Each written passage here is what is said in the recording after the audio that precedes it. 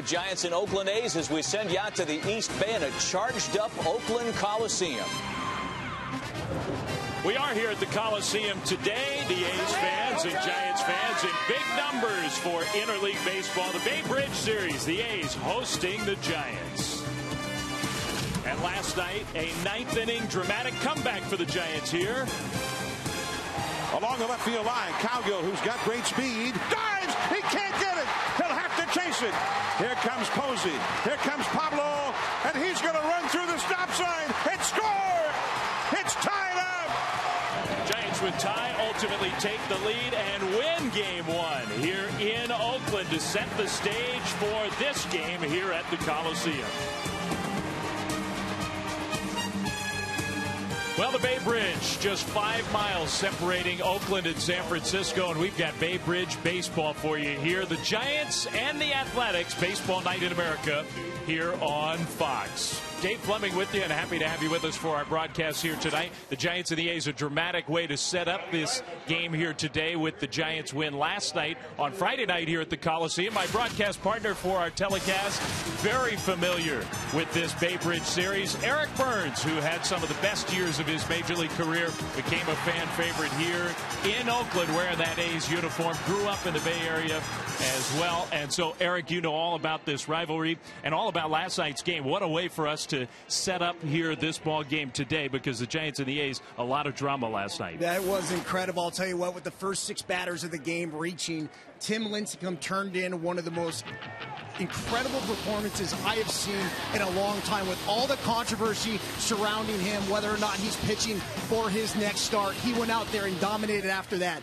And the A's, how will they respond? They had their closer, Ryan Cook, in the game with a .57 ERA. He essentially ends up blowing the lead. Giants go on to win. Looking forward to see how the A's respond today. So lots of questions to answer with this ball game here today. Game 2 of this 3-game Bay Bridge Series, and some star power as well. A huge year for the Giants. Melky Cabrera, he'll look to keep it going this afternoon.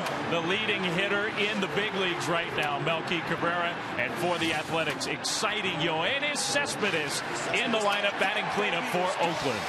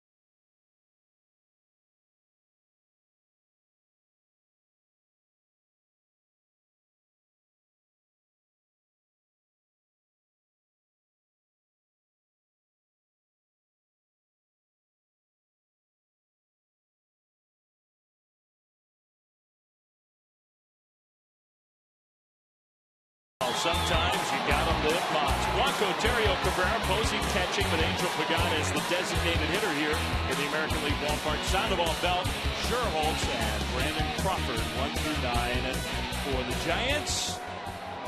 Inside the Coliseum, our opening pitch is brought to you by Budweiser. Great times are waiting. Grab some buds. So here we go from Oakland. Gregor Blanco, center fielder here this afternoon, and leadoff man. 351 on base average for Blanco. Has done a good job for this Giants team. And the first pitch from Tyson Ross, the A's right-hander, is in there for a called strike. 25 years old. Grew up in the Bay Area, pitched at Cal Berkeley, now a part of the A's organization. Blanco quickly in an 0-2 hole. Eric Tyson Ross, a guy 2-6 record. He's gone back and forth between AAA Sacramento and here in the big leagues. He has pitched well against the Giants already this year. A guy who's got some excellent stuff. Great stuff, guy, Dave. He's a low 90s, can even run it up there in the mid 90s. He's got a really good sinker, slider. He's working on a changeup to try to deceive hitters a little bit more and get some velocity separation. And he strikes out Gregor Blanco to begin this game. The 96-mile-an-hour fastball with some movement. The A's defense in the outfield. Johnny Gomes in left, Coco Crisp in center, Josh Reddick the right fielder, Brandon Idge, Brandon Hicks just called up from the minor leagues, Jamal Weeks and Brandon Moss. With Derek Norris is just his second big league start behind the plate for Tyson Ross. And Ryan Terrio, the second place hitter for the Giants, coming off a tough game last night, first 4 strikeout game of his career. Terrio takes ball 1. They call that the sombrero, Dave. So it was not a great night for Terrio. An inspired night for the Giants. Come from behind victory to take game 1 of this 3-game set. Overall, though, Ryan Terrio's done a nice job solidifying second base for the Giants. He's really picked up where Freddie Sanchez left off last year, and everybody expected Sanchez to be back, but Terrio's just been a very pleasant surprise. He's ahead of the count, 2-0. And takes a fastball on the inside. Ross, as we said, throwing hard here early on. Terrio was struggling earlier on, but it seemed to me he was having some really good at bats. He did a lot of atom balls. And since coming off the disabled list, he's 316. And those balls are starting to fall in. Just inside with a fastball. And Terrio's worked himself into a good hitter's count. Most of his career with the Cubs. Last year, part of the Cardinals World Championship team. Now his first year with the Giants. Took a good rip at that fastball. The count goes full. You saw that fastball up in the zone. Talking to Bob Melvin, that's where Tyson Ross really has trouble if he's not getting that sinker down. There are not many in the game who throw that sinker harder than Tyson Ross. He's a huge presence on the mound, and he's got the big-time talent. Another foul on a 3-2 pitch. Well, the opponent's batting average is one of the stats I like to look at, and a lot of times I feel like it's an indication of how nasty a pitcher is. I kind of feel like it's an aberration with Tyson Ross. Opponents are hitting 318 off of him, yet I look at him and I think to myself, I would not want to be in the box facing him at all. And part of what you referenced there right off the top, left-handed hitters have had huge numbers against Ross. Pretty tough against the righties. Terrio, foul, trying to fit one inside the right field line. Well, it has been quite a year for Tyson Ross. Began the year on the roster when the A's actually started the season in Japan. Before they played a game here in Oakland, was optioned down to Sacramento. Back with the A's, back down to Sacramento for 1 start here, and that was his last start. He pitched pretty well. Now he's back here this afternoon with Bartolo Colon going on the disabled list. And Tyson Ross will try to stick this time on the Major League roster. Tyson Ross is trying to mimic my Oakland career. Back and forth between Oakland and Sacramento, and he strikes out Terrio looking. 2 down. So hard slider right here, 87 miles per hour. Again up in the zone. But when you're throwing in the mid 90s and you're able to break something off like that, Ryan Terrio's expecting a fastball there. So really that's a situation where Tyson Ross was just trying to throw the breaking ball for a strike. And that he did. Here's Melky Cabrera, more hits than anybody in the big leagues. 360 batting average, and believe it or not, he's cooled off a bit to get it down to 360. Having a remarkable first year with the Giants. And he's ahead of the count 1-0. 102 hits this year, Dave. He had over 200 hits last year. And a lot of people have been like, wow, where's this coming from? It's been there. He really established himself last year. Hits a comebacker, knocked down by Ross. And he throws a changeup to first to get Cabrera out. That one might have hurt, but he'll take the out. And Tyson Ross retires the Giants in order.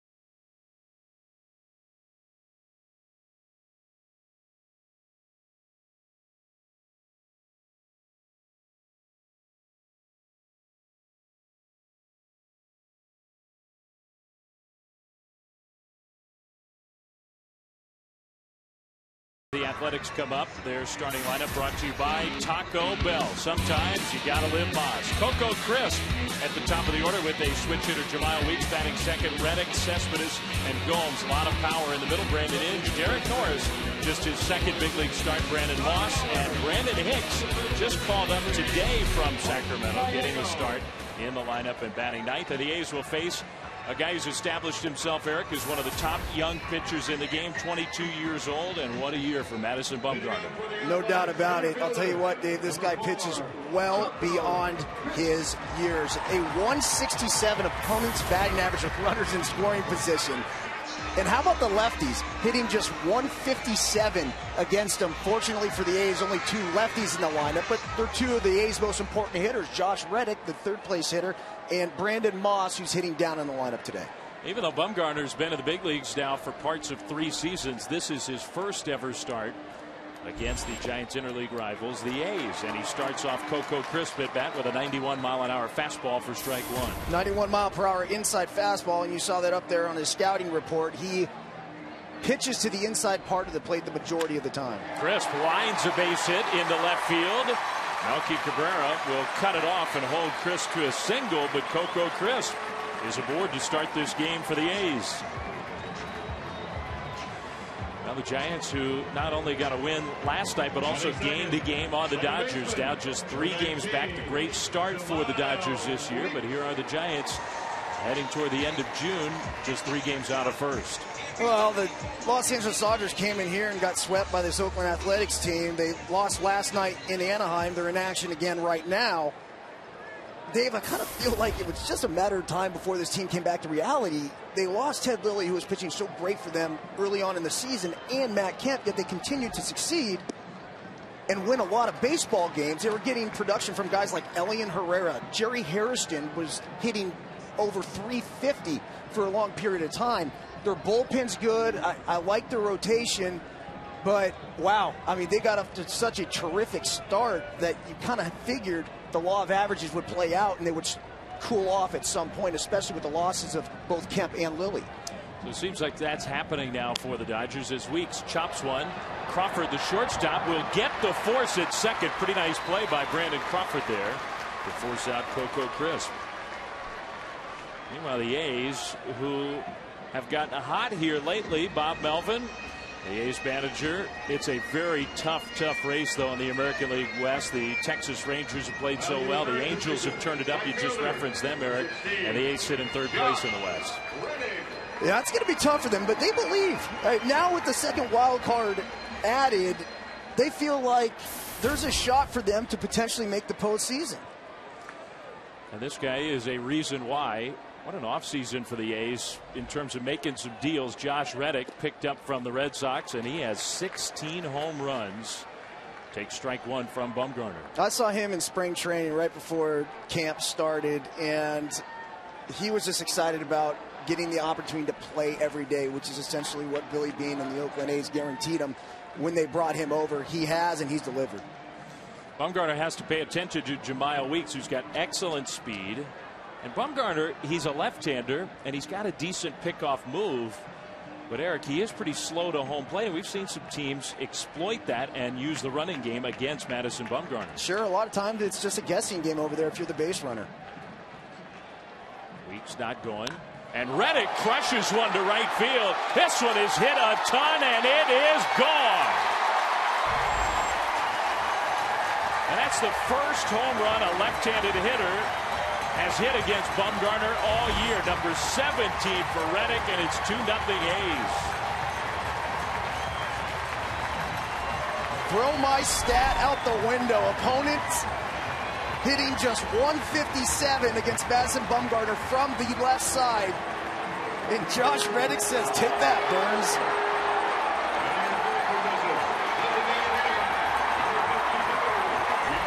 Well, impressive power against a pitcher who just does not give up home runs to lefties. And Josh Reddick has the A's immediately out in front of this game. Last night, of course, the A's led 3-0 in the first inning, and Reddick was a part of the rally against Tim Lincecum. Yoenis Cespedes, exciting talent in his own right. He takes strike one. Well, Reddick, what a deal with the Red Sox. He's become an everyday player, and the A's sort of shocked everybody this offseason by signing Cespedes, who lines this one to left, and that's a base hit. So the A's have come out swinging against Bumgarner and the Giants. 92-mile-per-hour fastball in the inner third of the plate. The thing about throwing inside is there's such a fine line. You can see Buster Posey set up in, and just a slight move of the glove towards the middle of the plate allows Yoenis Cespedes to get to that baseball, and it still jams him. That was not off the sweet part of the bat. But Yoenis Cespedes, he has some of the best bat speed I have seen in a while. Yeah, brand new to the big leagues and learning on the fly, but huge talent. Here's Johnny Gomes, who's got big power himself, and Gomes has some excellent personal history against Bumgarner. Strike one on the 90-mile-an-hour fastball. Gomes is 5 for 5 lifetime against Madison Bumgarner with a home run. Those at-bats not in an Oakland uniform. Still only one out here. Bumgarner uses the slider to get strike two. Good pitch, backdoor slider right there. I talked extensively with Johnny Gomes before the game about his approach against Madison Bumgarner. Seems to me Johnny Gomes' approach against just about everybody is to try to hit it as far as he can hit it. That's how it seems, David. I understand that, but believe it or not, Johnny Gomes, he's a thinking man up there, and he essentially eliminates one of the pitches, one of the 3 pitches that Madison Bumgarner has, and will not swing at that pitch until he has 2 strikes. For the sake of playing it fair here, I'm not going to divulge which pitch that is, but he's sitting on one of 2 pitches, and he's sitting in a certain zone and area when he faces them. Apparently it's worked. 5 for 5 going into this at bat. He does have 2 strikes against him here, and that's strike 3 call. Tony Randazzo, the home plate umpire, rings him up. 2 down to the first strikeout for Bumgarner. Well, that was the same pitch that Madison Bumgarner got strike 2 with. A backdoor slider. As a right-handed hitter, you see this ball, it seems so far away outside that you give up on it. And you see the late movement coming back to the outside corner. So Gomes was caught looking, and now Brandon Inge. 204 batting average, but 7 home runs and a lot of big moments with the A's. Let go by the Tigers. He's helped the Athletics. Curveball from Bumgarner, and that one misses. Brandon Inge, 32 runs driven in just 32 games with the A's. Josh Reddick, whose 2-run homer, has the A's ahead here in the first inning. And a check swing bloop in front of Sherholtz for a 2-out hit. Well, Brandon Inge didn't mean to, but he'll take it. Cespedes stopped at second. Take it easy, take it sleazy, take it any way you can get it. Don't apologize for that. He will not apologize, although he might be shaking his head a little bit. That doesn't happen too often. That's actually a drill that I've done several times in the batting cage. You go to the ball, you go to the point of contact, and you stop your swing right there. And I know people are going to think I'm crazy, but that actually was a good path to the baseball. Didn't necessarily finish the swing. You usually finish it during the game. Usually you do. That snapped an 0 for 17 skid for Brandon Inge. So he needed that one. And here's Derek Norris. The A's are excited about this guy. Just his second big league game. Getting to start against Bumgarner with 2 on and 2 out. And he takes strike 1, that backdoor slider. 273, 8 homers and 36 driven in, AAA Sacramento. Talking to Bob Melvin before the game, they think he could be their Mike Napoli. Big expectations for Norris. No kidding. Some patience, some power. Right-handed hitter. Fouls that one back, and it's 0-2. That's filthy. That's the 88-mile-per-hour cutter. As a right-handed hitter, that's not fun to face.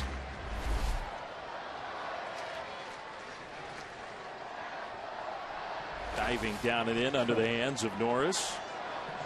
7th hitter to bat for Oakland here in the first inning. The 2-run homer by Reddick. Already 4 hits for the A's, whose offense has been much better here in the month of June.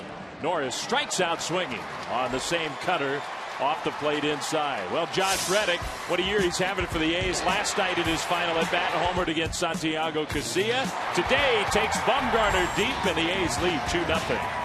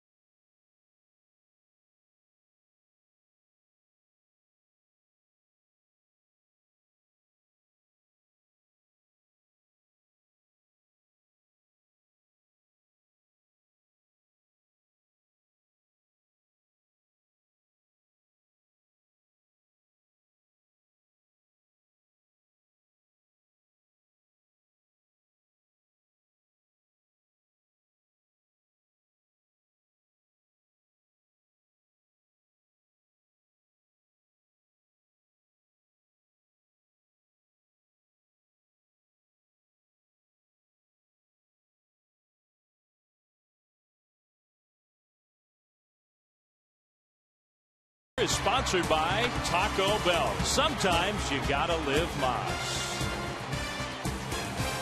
Right alongside the bay here at the Oakland Coliseum, and the A's jump on top of the Giants 2-0 as this one goes to the second inning, and Buster Posey will lead off for the Giants, a cleanup hitter and the catcher today.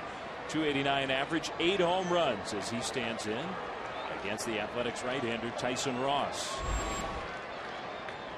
Posey's first at bat, and he takes ball 1 outside.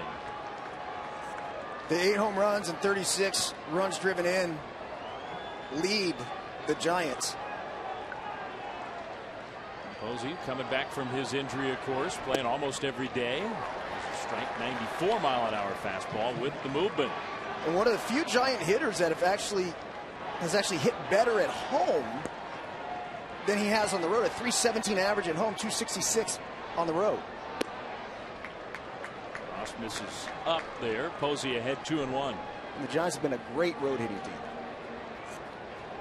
Both of these teams suffer in terms of the offense in their home ballparks, relatively speaking. Posey, who has a chance to start the All-Star game, leading the voting as of the last tally. A very popular player with the Giants. Here's an off-speed pitch from Ross, and it's 2-2.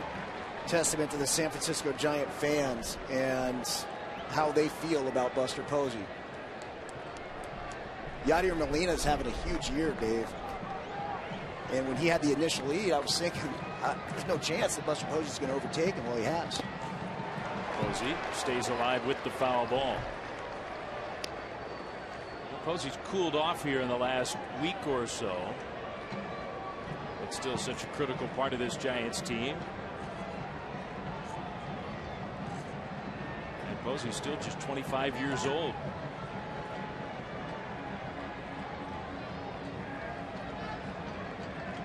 The Giants behind 2-0. Posey, good take on a hard slider down and away. Very good take. 90 mile per hour, almost like a cut fastball. Not a ton of movement with that pitch. And that's been one of the problems for Tyson Ross. Full count. Posey takes ball 4, so he draws the walk. And let's go to Matt Vasgersian at MLB Network for a direct TV game break. Matt? Dave, another regional rivalry, of course, in Southern California. The Angels have taken 12 of their last 16 against the Dodgers, but they're doing their best to give this one away early. A pair of halo errors leading to an early 2-0 Dodger lead. If you call yourself a sports fan, you got to get DirecTV. Call 1-800-DirecTV. Back to Dave and Eric. All right, thanks. So some sloppy Angels play early on. Angels came from behind last night. So did the Giants. Both teams down again here today as Angel Pagan, who did not play yesterday, got a little bit of an abdominal strain right now. He's the designated hitter in this game this afternoon. So keep him out of the field, but able to swing the bat. Pagan with a runner at first and nobody out after the walk. These will pay attention to Posey, but Posey is not a fast runner. You see the number 66 on Tyson Ross's uniform. He actually wears it to honor his Oakland roots. He used to play baseball right out here behind the Coliseum on 66th Avenue. A Bay Area guy through and through. Tyson Ross, who grew up here, was born in Berkeley, went to high school in Oakland, pitched his college ball at Cal Berkeley, and has been drafted and developed by the Athletics. Pitching at home, Tyson Ross.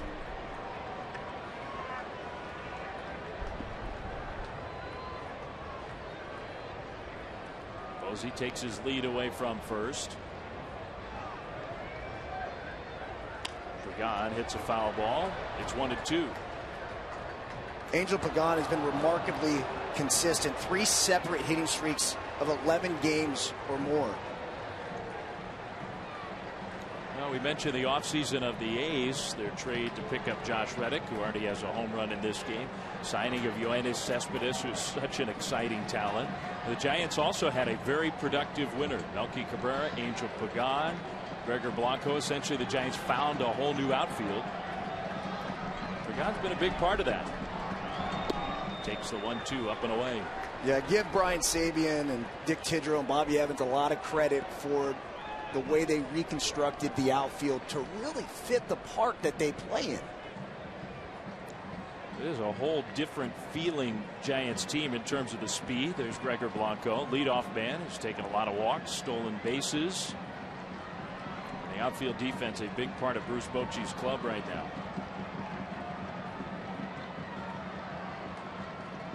Pagan strikes out swinging 94 miles an hour, and Ross gets him for his 3rd strikeout.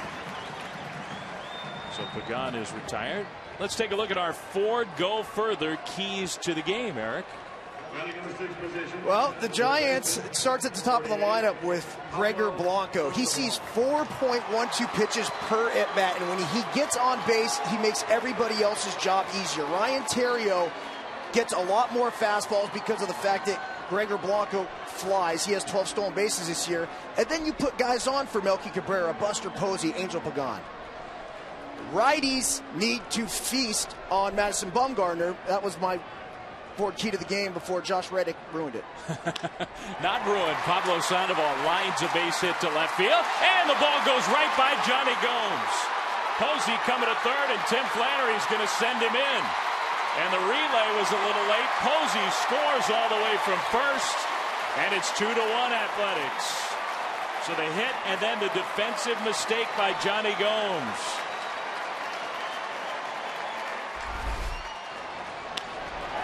Pablo Sandoval shoots this ball the other way. Really nice piece of hitting, and Johnny Gomes just got caught in between hops. Tim Flannery at third base being aggressive, sending Buster Posey. He makes it no problem. That's not a good feeling. Right in between hops. Johnny Gomes gets charged with the error. Pablo Sandoval with the base hit, and Pablo hit it hard, helped force that mistake, but he does not get credit for the run batted in. Runner in scoring position, though, the tying run for the Giants. And their hottest hitter, Brandon Belt, comes up with a chance to even the score. Belt takes a strike. 94-mile-an-hour fastball from Ross. Brandon Belt, a 10-game hitting streak now. 419, 3 homers during that streak. People always talked about this guy needs a chance to play. Well, he's gotten that chance, and he's running with it right now. Yeah, the numbers just looking better and better for Brandon Belt, taking a lot of walks, starting to hit for some power. Had the game-tying double in the 9th inning last night, maybe the key hit for the Giants. And still a very young player in terms of his professional experience.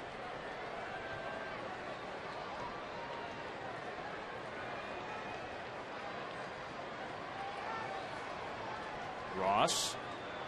Belt has a very discerning eye at the plate, takes ball 1. You could see Tyson Ross, I think, here already, Eric, trying to find that second pitch to complement the fastball. I'm not sure if he has it against lefties, and that's why they've had so much success against him, Dave. He has a hard fastball, but after that... That's a big question. Belt chops a ball foul. Well, Brandon Belt last night, the hit that tied the game.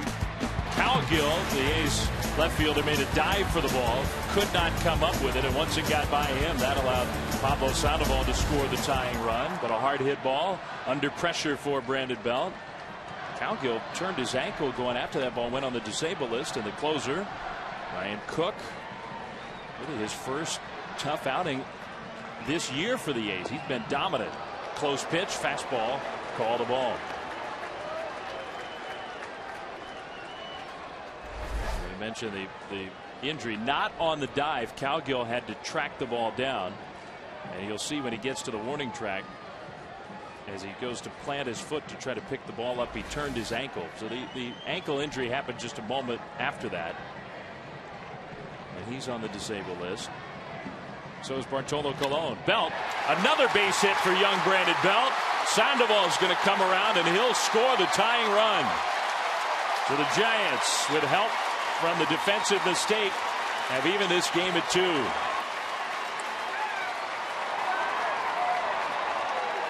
Well, we've seen the fastball ranging anywhere between 92 and 96 miles per hour.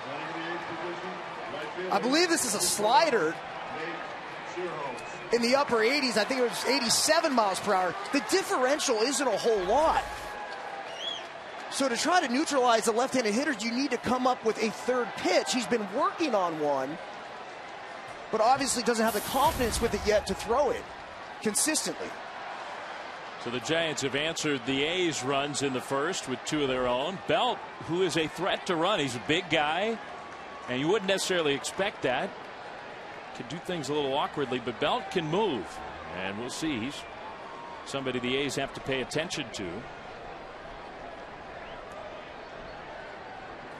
Dave Sherholtz, another player with Bay Area ties. Grew up on this side of the Bay. Against Ross. Takes inside, ball 1. As a base stealer over at first base, really what you're looking for is to see how long it takes for that pitcher to deliver the ball to home. Whenever the pitcher was into the 1.3s, 1.3 seconds or above, I would always consider stealing. Anything under that, you usually want to shut it down. Strike 1 on the swing and miss from Sherholtz. Tyson Ross, you don't see a big leg kick, anything very deliberate, but it seems like because he's such a big guy, it does take him a while to get the ball to home plate.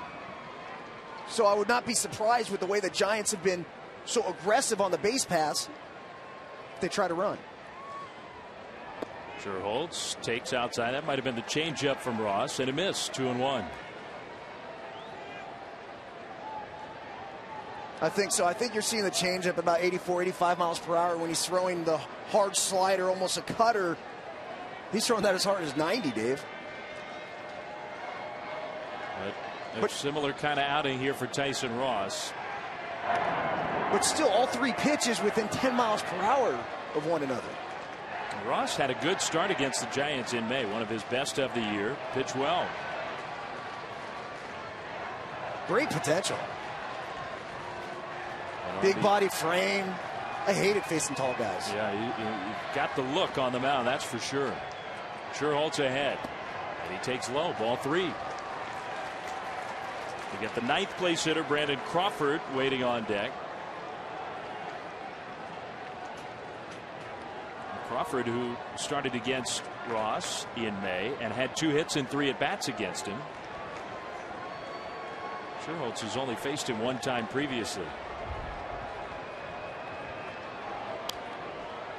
Sherholtz took a pretty good rip at that one. Nate getting a chance to play today. 353 over his last 9 games. He went through a stretch here where he got off to a great start. Really slowed down. Went through a prolonged slump. And when you're a bench player, it's tough to get out of it because you're not getting the at-bats. Well, he's been playing a lot more as of late, and he's been responding. Full count here. We'll see if Belt is going. He is. And Sherholtz takes ball 4. So the walk gives Belt second base. Sherholtz takes first, and the Giants rally continues. Still only 1 out here, and we're going to get a meeting on the mound as Tyson Ross is struggling in the second. So while they conference on the mound, we want to remind you that this MLB on Fox season, Fox Sports is proud to support Boys and Girls Club of America, a place where youth can reach their full potential as productive, caring, responsible citizens.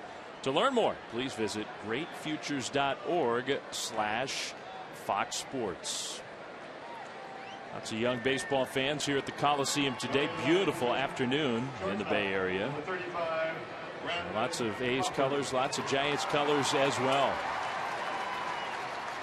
Another sellout crowd inside the Coliseum. You saw Kurt Young go out to the mound. Spent the past couple years with Boston, but he longtime pitcher for the A's. He was in the A's organization, was the pitching coach at several places where I played in the A's organization. A's are very happy to have him back. I think he's making a difference with this pitching staff as Brandon Crawford takes a fastball, ball 1, and the command is already evaporating for Tyson Ross. He's having to throw a lot of pitches in this second inning. Giants have 2 on, 1 out, and they have pretty good speed on the bases as well. 25 pitch inning with only 1 out recorded. Crawford takes a strike. Fastball on the outside. It's 1-1. Kurt Young is a very mellow-mannered guy, and you've got to think that it's a nice combination with all the young pitchers that the A's have. Young pitchers, young talent all the way around. Well, we've been talking about guys with Bay Area ties. Johnny Gomes, Tyson Ross, Nate Scherholz. Brandon Crawford sure has them. Went away for his college baseball, but grew up in the Bay Area. Well, he went away to UCLA, so that's acceptable. So you're okay with that one? Absolutely. Sitting next to a Bruin here. Crawford fouled that one away. We're talking about the A's pitching coach, Kurt Young. There he is. And he's got to be a little concerned right now. Tyson Ross, the A's offense gave him a 2-0 lead after he retired the Giants in order in the first. But the second has been a much different story. Tyson Ross in his last outing, I believe it was 6 no-hit innings. So you know the stuff's there. It's a matter of him putting it all together. Crawford, another foul. Ross went 5 no-hit innings into the 6, got 2 outs, and walked a hitter, gave up a 2-run homer to Carlos Quentin. Was out of the game, and the A's ultimately lost that game to the Padres. So ultimate frustration for Ross, who had totally shut the Padres down. Yeah, Carlos Quentin ruined his day in a hurry. There are the numbers. 1 hit, but the 4 walks are concerned. He's already walked 2 in this inning. Crawford hits another one foul. Everything's been up in the zone, and that's really where he gets in trouble.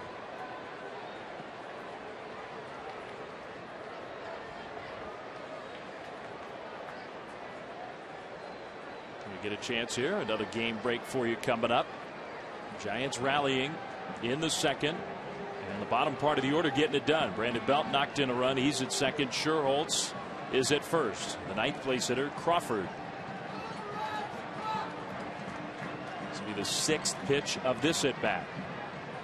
Crawford bounces that one. Inge, tough hop, but he handled it nicely. Weeks got him.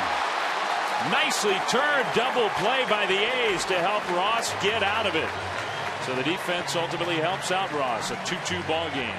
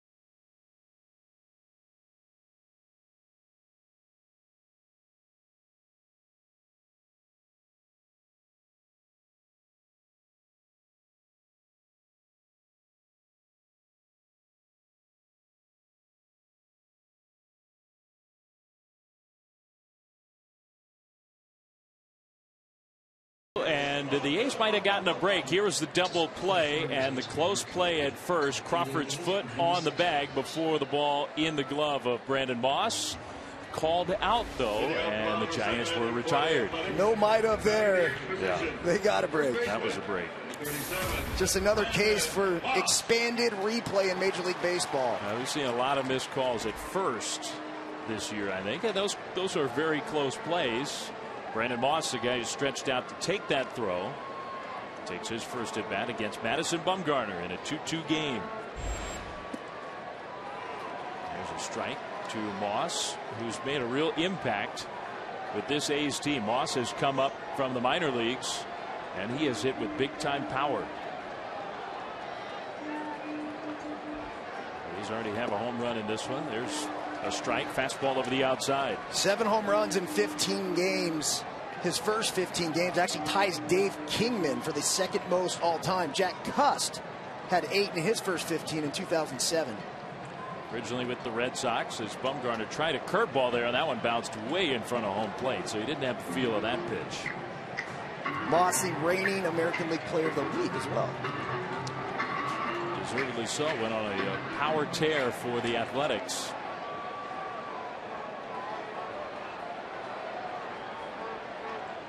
Bumgarner's 2-2. And he strikes out. Moss swinging. All right, let's check in again with Matt Vasgersian at MLB Network for a DirecTV game break. Hey, Dave, Jim Thome's 12th career walk-off home run was historic. It was his 500th. His 13th career walk-off home run, perhaps more historic, as it makes him the all-time career leader in walk-off home runs. Phillies beat the Rays. If you call yourself a sports fan, you got to get DirecTV. Call 1-800-DirecTV. Back to Dave and Eric.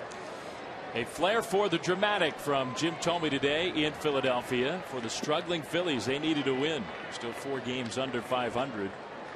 For a team that expects to be in the postseason. Here's Brandon Hicks, who, the Texas A&M Aggie, had one chance to play in the big leagues with the Braves, claimed from Atlanta during spring training this year at AAA with the Athletics, called up today and immediately in the lineup against Bumgarner. Welcome to Oakland. So here he is, his A's debut. Big guy, shortstop, who's got some power. Strike one with the slider. 13 home runs for Sacramento. And a lot of them lately. So the A's thinking they're calling up a player who got hot, trying to see if they can get a part of that hot streak here at the big league level. Count goes to 2-2. I asked Bob Elba before the game to tell me a little bit about Brandon Hicks. And he says, sorry, Burns, I don't know much about him. This is kind of how we do it here. Well, and part of that is that he was claimed during and toward the end of spring training. It was a weird spring training for the Athletics as well, with going to Japan to start the year. So he really didn't get a chance to see him down in Arizona. Bumgarner misses high, and the count runs full to the 9th place hitter. The A's may have decided that we needed another Brandon in this game. There aren't enough of them already. Brandon Moss, Brandon Hicks, Brandon Belt, Brandon Crawford. They're everywhere. Brandon Inge, Hicks fouls that pitch back, and it's still 3-2. Good rip right there. I think that's what we've heard about him, and we don't know that much about him. There are a couple Brandons, but this Brandon, he doesn't take a whole lot out of his swing. Well, 1 for 26 in his big league career. A whopping .038 average. Only place to go but up. No place to go but up. Looking for hit number 2. He pops this one into right field, carrying pretty well, and a tough Sun field right now. Sherholtz, though, finds the ball and makes a catch for 2 down. Our game today presented by Budweiser. Great times are waiting. Grab some buds. The Bay Bridge Series, Oakland edition from the Coliseum. Second game of this 3-game series. Interleague play wrapping up across the big leagues this weekend. Coco Crisp, leadoff man for the Athletics, comes up for the second time. Got the A's started this afternoon with a base hit. Takes a strike. The slider, that cutter on the inside for 0-1. Real late movement. That's what makes Madison Bumgarner so effective. Very few pitchers pitch inside more than Bumgarner does. Goes outside there and misses. Just 22 years old, and it's hard to believe sometimes. Yeah, he's already won on the biggest stage in the World Series. And a huge year again this year. Crisp past the reach of Sandoval and Crawford, and Coco Crisp is 2 for 2. Took a wide turnaround first. Melky Cabrera used his arm to hold Crisp to a 2-out single. Coco entered this game hitting .207 on the season. He spent some time on the disabled list. He's a good player. He's one of those guys where I talked about 162 games, things will even out. But with Coco Crisp, you give him enough at bats, that average is going to creep right back up to where it belongs.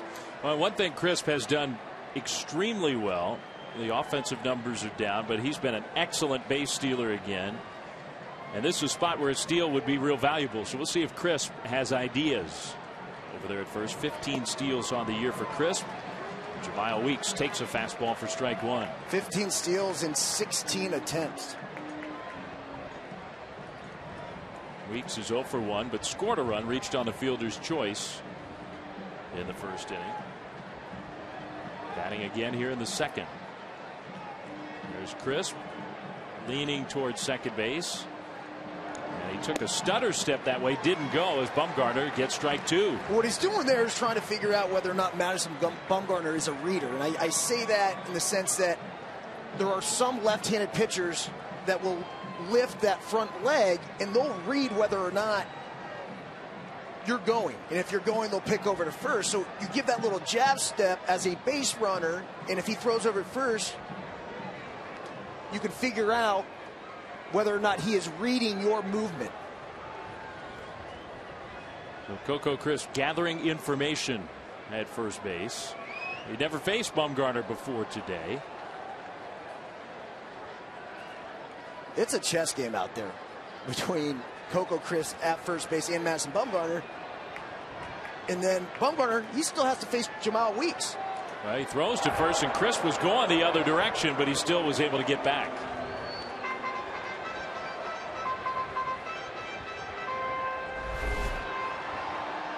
A lot of times you'll go first movement off of the left-hander, and Coco Crisp, being an experienced veteran,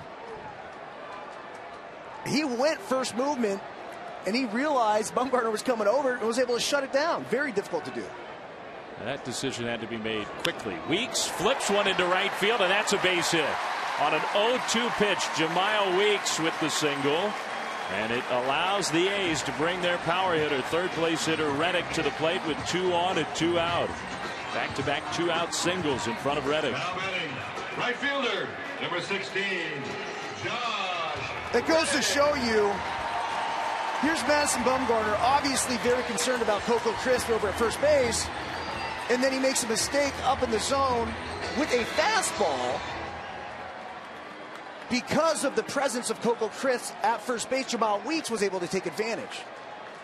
So now Reddick gets a second chance. Reddick, as Posey asked for time. 6 hits already for the A's against Bumgarner, who could be so tough to hit. The A's are having a lot of good at-bats against him. First pitch, and Reddick takes a strike on the inside with the 91-mile-an-hour fastball. That was almost the same pitch he hit out in the first inning for a home run. And I don't think the Giants wanted that pitch exactly there, but it worked. Posey's target moved to take that strike one fastball. Reddick takes strike two, and a 92-mile-an-hour fastball. This was Reddick in the first inning. First inning homer. Like I mentioned, it appeared to be the same pitch. And Madison Bumgarner has come right back with 2 fastballs. He was ahead of Weeks 0-2, couldn't put him away. He's ahead of Reddick 0-2. And Reddick just fights to stay alive, hits it foul.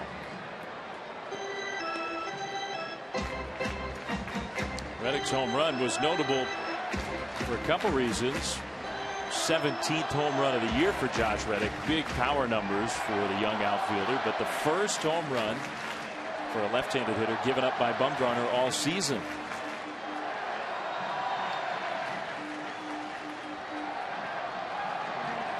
Another 0-2. And Reddick hits a little looper into center field. That's a base hit. Crisp will speed around third, and he'll score. Blanco tried to throw behind Weeks, but he got back to the bag at second, and Reddick puts the A's back ahead 3-2. He snapped an 0-for-19 skid last night with a single. Followed it up with a home run in the 9th inning, a home run in the 1st inning today, and that is a filthy pitch and a brilliant piece of hitting by Josh Reddick. You can see him stay back, stay behind the ball, just looking to put the ball in play, make something happen. Get a little lucky. And part of what Dave Righetti, the Giants pitching coach who's out for the mound conference, might be talking with Bumgarner about. Crisp hit a ground ball to the left side, just happened to find a hole. Weeks got jammed and just hit a little soft liner into right, and that was a quality pitch. And Reddick blooped one into center field. 3 consecutive 2-out hits for an A's run and a 3-2 lead. And Dave Righetti may be just trying to tell Bumgarner, hey, you were making good pitches there. He really has been. He's got to concentrate hard, though, against Yoenis Cespedes, who lined a base hit, hit it very hard his first time up. And ultra dangerous, got huge power. Bumgarner starts him off with the slider for strike one. This game's so screwy. You could do everything right and still not be able to reap the benefits. And sometimes you take a terrible swing or make a terrible pitch and you get away with it. It's baseball. They still have plenty of speed on the bases. Cespedes chops one to short. Crawford will go the short way.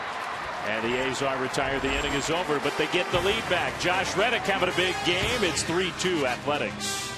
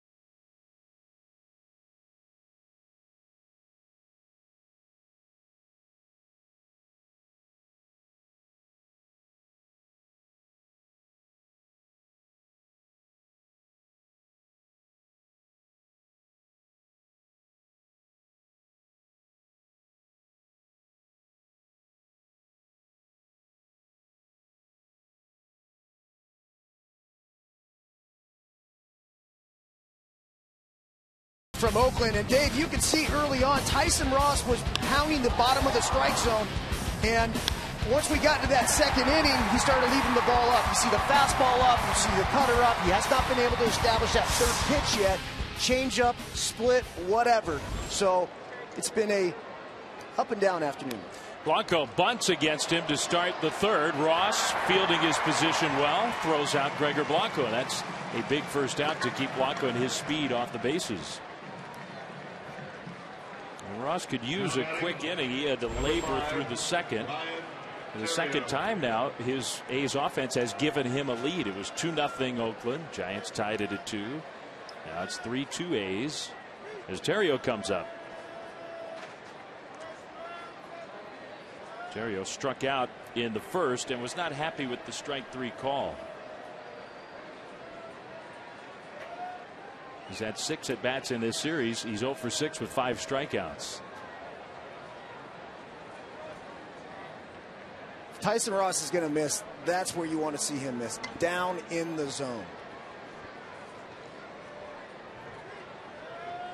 Terrio lines that one into right field. That's a base hit. So Terrio hits a fastball the other way, and he's aboard with a 1-out single. Nice piece of hitting by Ryan Terrio. Now batting, number 53, Fastball out over the plate. Tyson Ross, he's supposed to be a sinker guy. I don't see a whole lot of movement on his fastball when it's elevated. It really flattens out, and you can see why opponents have such a high average against him. Particularly left-handed hitters. Melky Cabrera, who's a switch hitter, will bat left-handed here. Melky's 0 for 1. And he hits this one pretty well to right field. Reddick, fighting that glare of the sun, makes a catch. Cabrera on 1 pitch is retired. So Reddick for out number 2. Make sure to follow us on Twitter and Facebook for an interactive all-access pass to MLB on Fox this season. Get a behind-the-scenes look at the broadcast. Up-to-date news from around the league. Follow us on Twitter at MLB on Fox, on Facebook, facebook.com/Fox Sports. 2 outs, runner at first for Posey, who walked to begin the Giants rally last inning. Coming up for the second time against Ross. He takes a rip at a pitch that was up there, fouls it back, strike 1.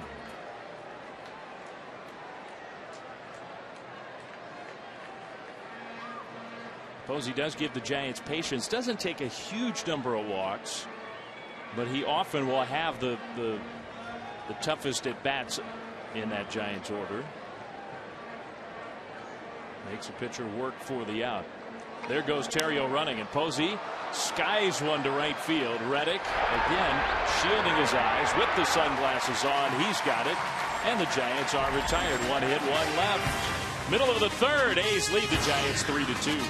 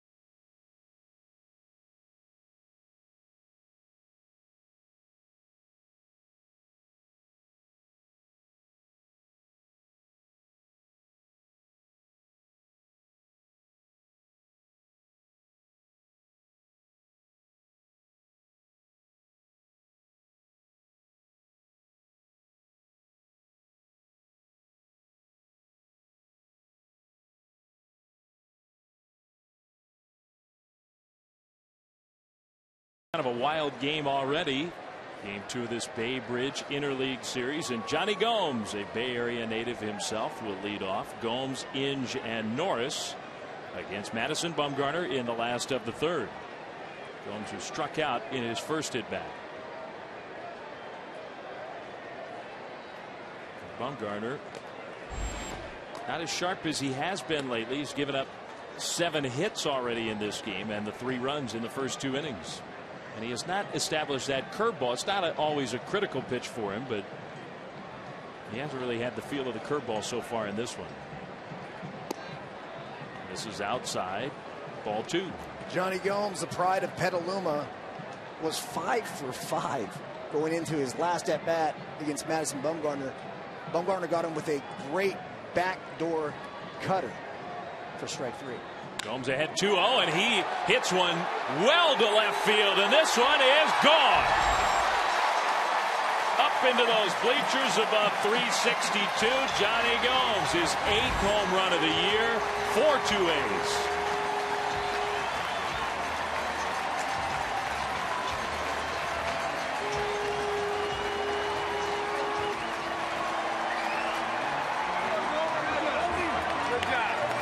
Johnny Gomes, a rare Athletics hitter today, ahead in the count against Bumgarner, and he got a pitch to drive. He's now 6 for 7 against Madison Bumgarner. Got a fastball down in the zone and just dropped the head of the bat to the ball. So here's Inge.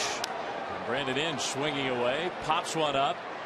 Belt chasing all the foul territory here in Oakland, and Belt couldn't quite reach it. No ballpark in the big leagues has more foul territory than this one. There's Johnny Gomes talking about that at bat.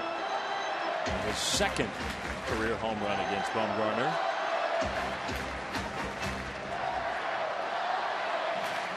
Already has allowed 8 hits, tying a season high, and it's only the 3rd inning.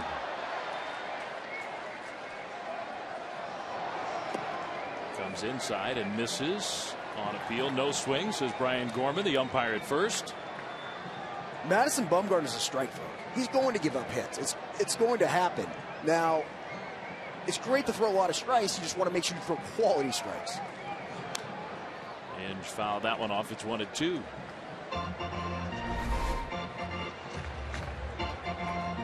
The Giants fan caught that Johnny Gomes home run. See how they get along here in the Bay Area. It wasn't a Giants home run, so somebody wearing the A's green gets the souvenir. That's cute. The curveball in the dirt. It's a rivalry, but the Giants and A's fans, I think, generally get along. Free love. 2-2 is the count to Brandon Inge. Had a base hit to snap a long 0-for streak his first time up. He was too quick on that one, pulled it well foul.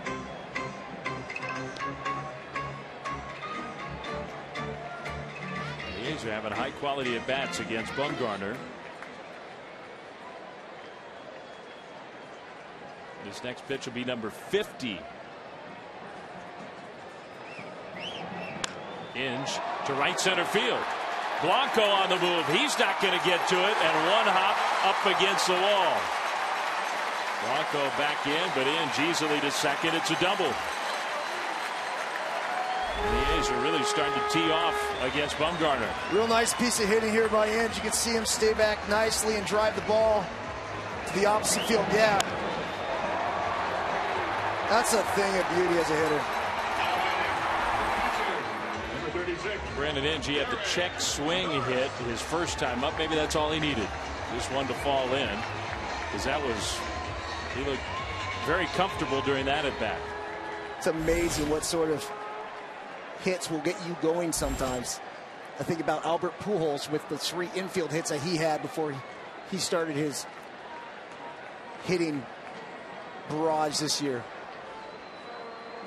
Derek Norris with that runner at second and still nobody out. Bumgarner trying to get the backdoor breaking ball over, but he missed. It's 1-0.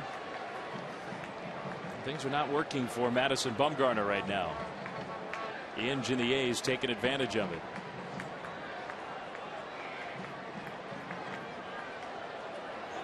Norris pulls that one just foul. Past the reach of Sandoval, but a foul ball. Hit it hard.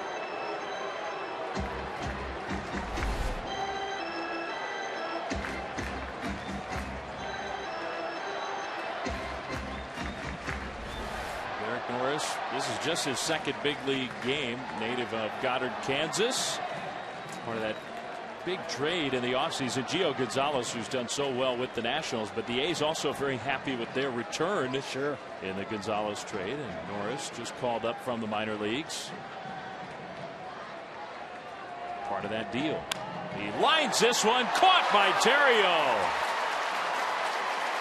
Nice play by Ryan Terrio, shaded toward the middle. And for the Giants, good thing he was. Real nice piece of hitting by Norris, staying inside the baseball. Doing his job, trying to get the runner from second to third base. I'm sure off the bat, Derek Norris thought that might have been big league hit number 1, but into the defense for the out. So now Moss comes up. Moss struck out in the second. He's 0 for 1.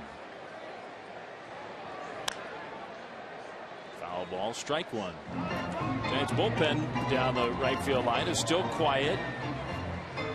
Although if the A's get any more base runners, we could well see the Giants start to get some bullpen activity. Madison Bumgarner so consistent with how deep he gets the Giants into games. Last start against the Mariners, Bumgarner went 8. Gave up only 3 hits in that one. There's a ball inside to Moss. The fastball missing. First start of the year for Madison Bumgarner. He got knocked out after 4. Since then, he's gone at least 6 innings in every start. That streak is on the line today. Inge the runner at second. The foul ball got a piece of Posey. Strike 2. Brandon Moss attributes a lot of his recent success to opening his stance. A guy who came up with the Red Sox, spent some time in the Pirates organization, just could never get it going as a big leaguer with a couple of chances. This is about his best run of success as a major league player these last few weeks with the A's. Takes that breaking ball, the slider down and away. It's 2-2. They actually went back to AA video footage to figure out what the difference was when he was having all sorts of success in the minor leagues as opposed to the big leagues. It's amazing sometimes as hitters, you change something, you don't even realize it.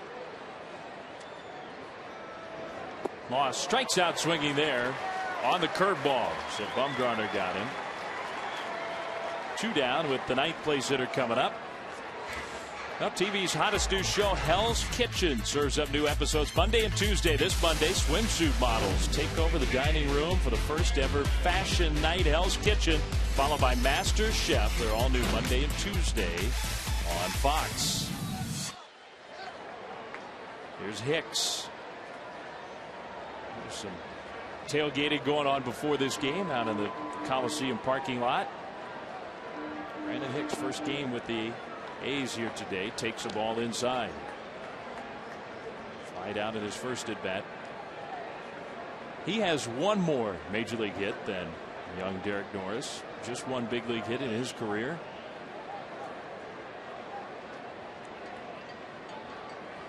For 2 A's, they had a run in and a runner at second with nobody out. That runner at second now with 2 down.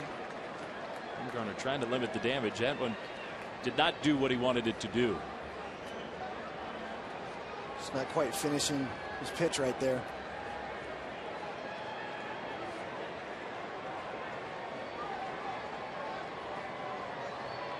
Two 2-0 to Hicks. There's a strike. Fastball. Good hard fastball on the inside part of the plate. Very, very difficult for a right-handed hitter to get to that ball. Especially with the way Madison Bumgarner throws across his body. It gets in on you in a hurry. Posey gives the signs. And Hicks hits a high drive to left field. Melky Cabrera still going back onto the track, and he's got room to make the catch. Hicks nearly had one. He comes up just a bit short. Johnny Gomes didn't, though. The Petaluma kid with his 8th home run of the year. He and the A's lead 4-2.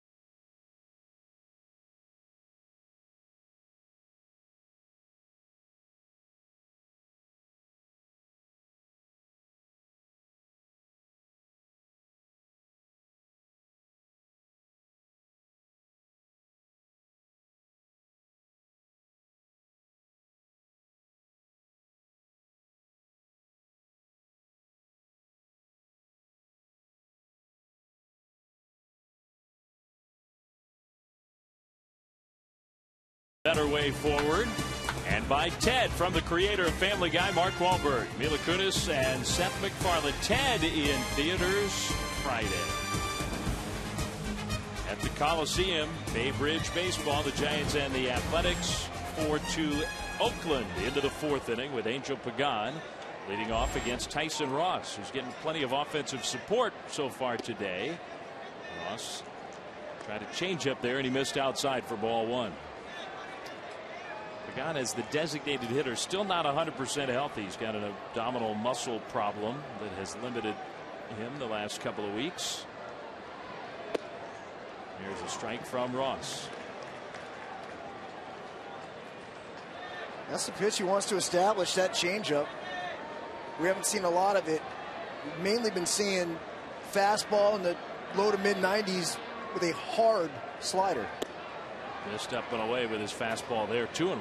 I will say this about Tyson Ross: he's being fairly stubborn about it. He's not abandoned it, even though the changeup isn't doing a whole lot for him.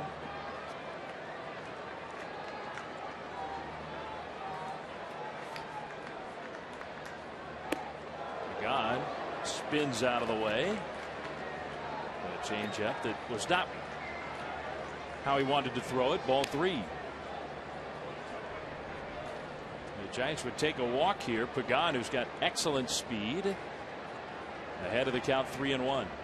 Just the 4th inning, so a long way to go in this one. The rookie catcher, the young pitcher.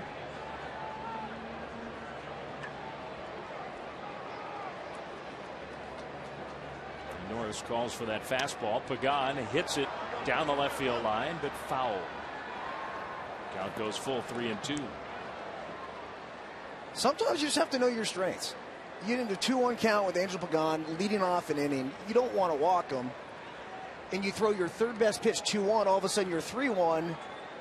And you put yourself at a disadvantage and giving the hitter an opportunity to look for one pitch in one spot. Now, fortunately for Tyson Ross, he threw a pretty good fastball in the outer part of the plate, and Angel Pagan fouled it off. Pagan asked for time there just as he was ready to hit. So Ross waits and delivers his 3-2. Pagan bounces that one right side. Moss, the underhand feed for the out. Let's go to Matt Vasgersian at MLB Network for a game break. Flem, the Will Middlebrooks era continues to establish itself in Boston. 33 RBIs in his first 40 games. Hasn't been done by a Red Sox player in over 60 years. Interesting times in Boston. Red Sox lead the Braves as we get you back out to Dave and Eric. Well, yeah, that's one way to put it. It has been an interesting year. And the Red Sox, they're the last place team, but they're only 5.5 back. And a lot of good things have happened for the Red Sox in the midst of chaos and controversy, and Middlebrooks is certainly one of those things. Look at that division. 2 games over 500 gets you last place. Pablo Sandoval taking a rip there and misses the fastball for strike one.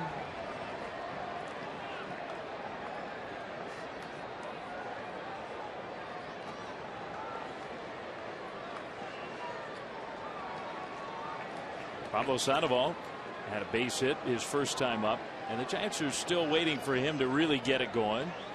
Sandoval pops this one up. Way up there, Moss. With the wind pushing it a bit. That's out number 2. Good concentration by Brandon Moss. A pop-up at this time of day in this ballpark with the wind is no routine play. No, especially for a guy that hasn't played a whole lot of first base.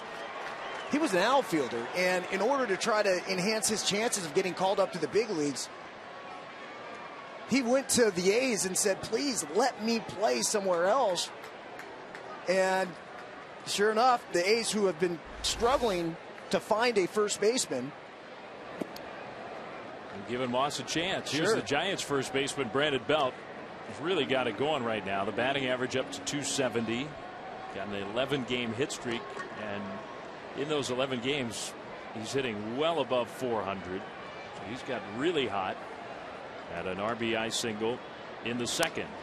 It's that one foul for a strike. Well, Brandon Belt, 6'5", 220. He's a big kid. Baby Giraffe, his nickname with Giants fans. Does things a little bit awkwardly sometimes. A Texas Longhorn product. Was drafted. The Giants made some changes to his swing out of college, and immediately he took off. Swings and misses there at the off-speed pitch. When they sent Brett Pill down a couple weeks ago, you knew that Brandon Belt was going to get the opportunity for regular playing time. And a lot of people feel the reason why he hasn't had that success, the same success he's had at the minor league level, is because he hasn't had the opportunity to play. Takes that pitch up and away. No, Aubrey Huff's on the DL. Brett Pill struggled. Brandon Belt was struggling himself and making additional changes on the fly in the midst of a big league season. Certainly not an easy thing to do. I think some of those small mechanical tweaks have started to take hold. Brandon Belt has taken off. 2-2. That one in the dirt. Full count, 3-2. Well, it really kind of became put up or shut up time for Brandon Belt when he got this opportunity, because Pablo Sandoval had come off the DL, and Joaquin Arias was so valuable over at third base that you've got to believe the Giants were considering putting Pablo Sandoval at first base and continue to let Joaquin Arias run out there at third. Now Brandon Belt has silenced that talk in a hurry, hitting in his past 11 games. Full count pitch, and Belt hits one foul. Good fastball from Tyson Ross. Count stays full, 3-2. These are the kinds of at-bats that the Giants see over and over again from Belt. They make the opposing pitcher throw a lot of pitches. And he does strike out a lot. But he also takes a lot of walks. Takes one there, just outside. Ross barely missed with the fastball. Belt is on base for the second straight time. A 2-out walk will bring Sherholtz to the plate. He's an on-base percentage guy. He's the type of guy that you think Billy Beane would go after. 383 on-base percentage going into tonight's game, but he was taking his walks earlier in the year, even when he wasn't hitting. And now the hits are coming, and Belt's becoming a more all-around kind of talent. He's at first. Sherholtz the hitter. Ross will throw in that direction.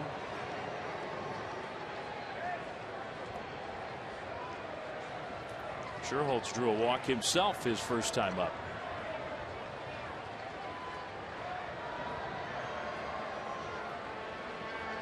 Outfield defense for the A's in this big ballpark, straight away and fairly deep. Trying to cut a ball off, keep Belt from scoring on something toward a gap.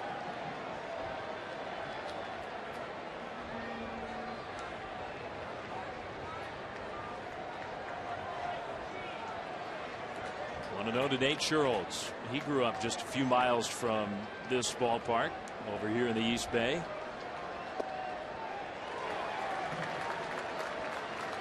We talked about the time it takes for a pitcher to deliver the ball to home plate. Tyson Ross doesn't have a big leg kick, so you would think he would be relatively quick, but he's a big guy. And it seems like it takes a little bit. I just clocked him at 1.4 on the off-speed pitch. Which is not real fast, and you notice it's Bam Bam Mullins today as the Giants' first base coach. And Bam Bam has a stopwatch himself, so he's timing that pitcher's move to the plate, relaying that information to the base runner at first. There you saw him take a peek at that stopwatch. So Belt knows that. Sherholtz got jammed and hits a comebacker. Ross throws him out. A walk, a man left. Middle of the fourth in Oakland. A's lead 4-2.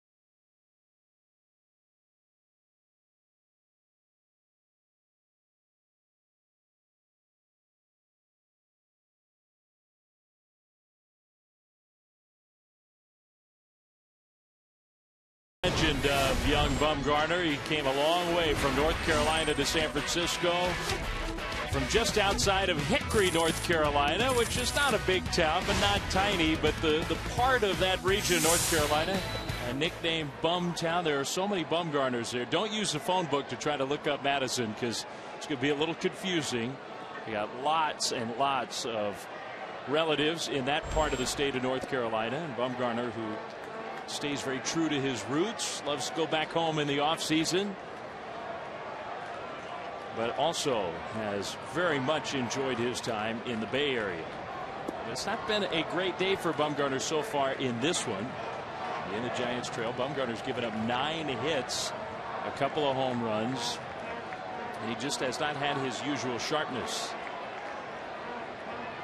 Leadoff man Coco Crisp, who's been on base twice and has a chance to get on for a third time. He's ahead of the count, 3-1. 100 plus Bumgarners in a town with 40,000 people, Hickory, North Carolina. Yeah, and really that where all the Bumgarners live. Now we could go into a real detailed breakdown of the geography of that part of the state, but they're concentrated, even a smaller part of that area than just Hickory itself. I think I'm the only Burns in Half Moon Bay. The question is, are there 100 Flemings in San Francisco? No Flemtown, that's for sure. Dave Fleming, Eric Burns here from the Coliseum. Bumgarner with a 3-2 pitch, and Crisp hits a fly ball to center. Blanco is waiting for it. Crisp retired for the first time of this game, and I think Coco Crisp has been a big part of the A's offense. Base runners putting pressure on Bumgarner. He finally makes it out there, one away. Now batting, second baseman, 19, Jemile Weeks. Here comes Jemile Weeks. Crisp back into the A's dugout. Weeks is 1 for 2. He singled in the second. That was a 2-out rally. 2 outs, bases empty, 3 consecutive hits. And the A's got a run. A curveball catches the outside corner. He started to get a feel of that pitch. The A's still waiting for Jemile Weeks to get going. He had a monster 2011 season, 303, 26 doubles, 8 triples, 22 stolen bases in just 97 games. Super numbers for a young player. Here he takes one to left center field. That's going to be a hit, and it's going to roll all the way to the wall. And we get to watch Jemile Weeks fly. Speeds around second, but Cabrera's throw will discourage him. He goes back to the bag at second base. I was sure he was going to try for 3. Well, that's Jemile Weeks' decision. He gets a fastball in the inside part of the plate. Splits the gap in left center. Now, no need to look at the third base coach, Mike Gallego, right there, because the play's in front of you. Now, if that ball were hit down the right field line, where you can't see what's going on behind you, that's when you pick up the third base coach. So that was all on Jemile Weeks to decide to shut it down. So he made the call. He'll settle for a 1-out double. The younger brother of Ricky Weeks of the Brewers. Only the second time in Bumgarner's career that he's given up 10 or more hits in a game. He's given up 10 already today. He uses the curveball. Again ahead of Josh Reddick, who he has not been able to handle, with Cespedes waiting on deck.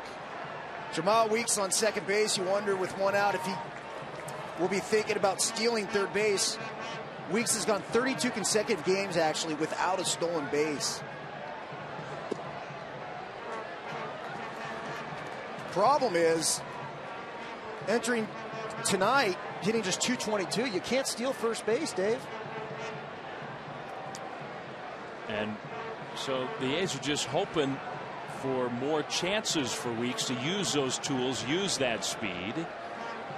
Exactly. Because he is a really exciting player. With that Weeks double, Shane Lukes up in the Giants bullpen for the right-hander warming up. And Bumgarner may not be long for this game. Reddick with the home run plus another RBI hit. Hits this one to left center field. In the ballpark this time. Blanco under it for the second out.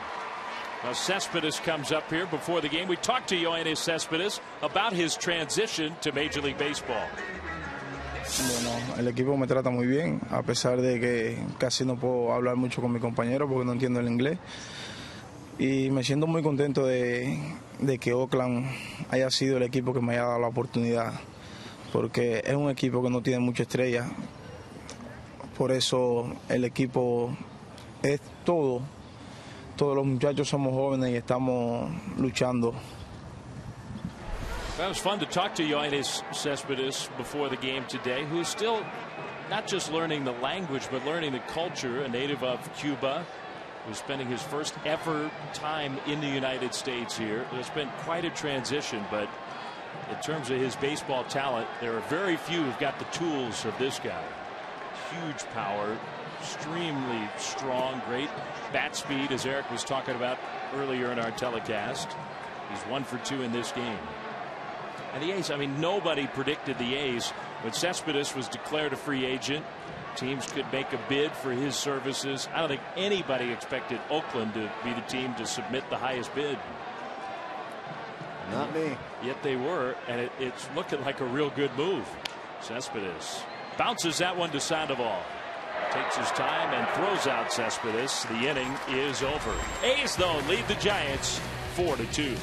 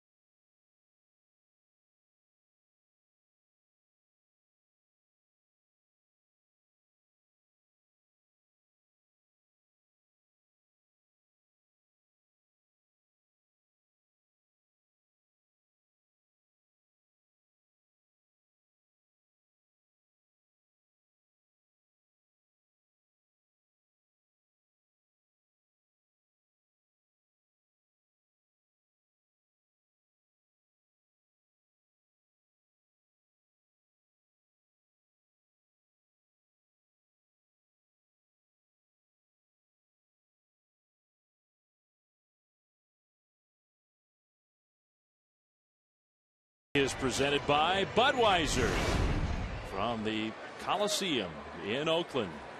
The Giants and the A's, fifth inning. A's lead 4-2. Trying to even this series at one game apiece after the Giants come from behind victory here last night. Ninth place hitter Brandon Crawford against Tyson Ross, who has been a bit erratic but has given the A's 4 innings so far. And the Giants are not hitting him real hard. He's sort of fighting himself at moments. The Giants only have 3 hits in this game. Crawford is 0-for-1. He grounded into a double play, although once we watched the replay, the call at first, he was called out and should have been called safe. He's got a break there. There's a strike to Brandon Crawford. It's 1-1. And that double play, looking back on it, a big moment in this game. That was the inning, the second inning, where the Giants scored their 2 runs, and Ross was very wobbly. Double play got him out of the inning. Crawford hits a comebacker, and Ross spears it for the out. Self-defense from Tyson Ross, retiring Crawford. You know what? That's okay. Make a mistake, make it down on the zone. Now batting. Very difficult pitch to elevate. Brandon Crawford puts a nice swing on the ball.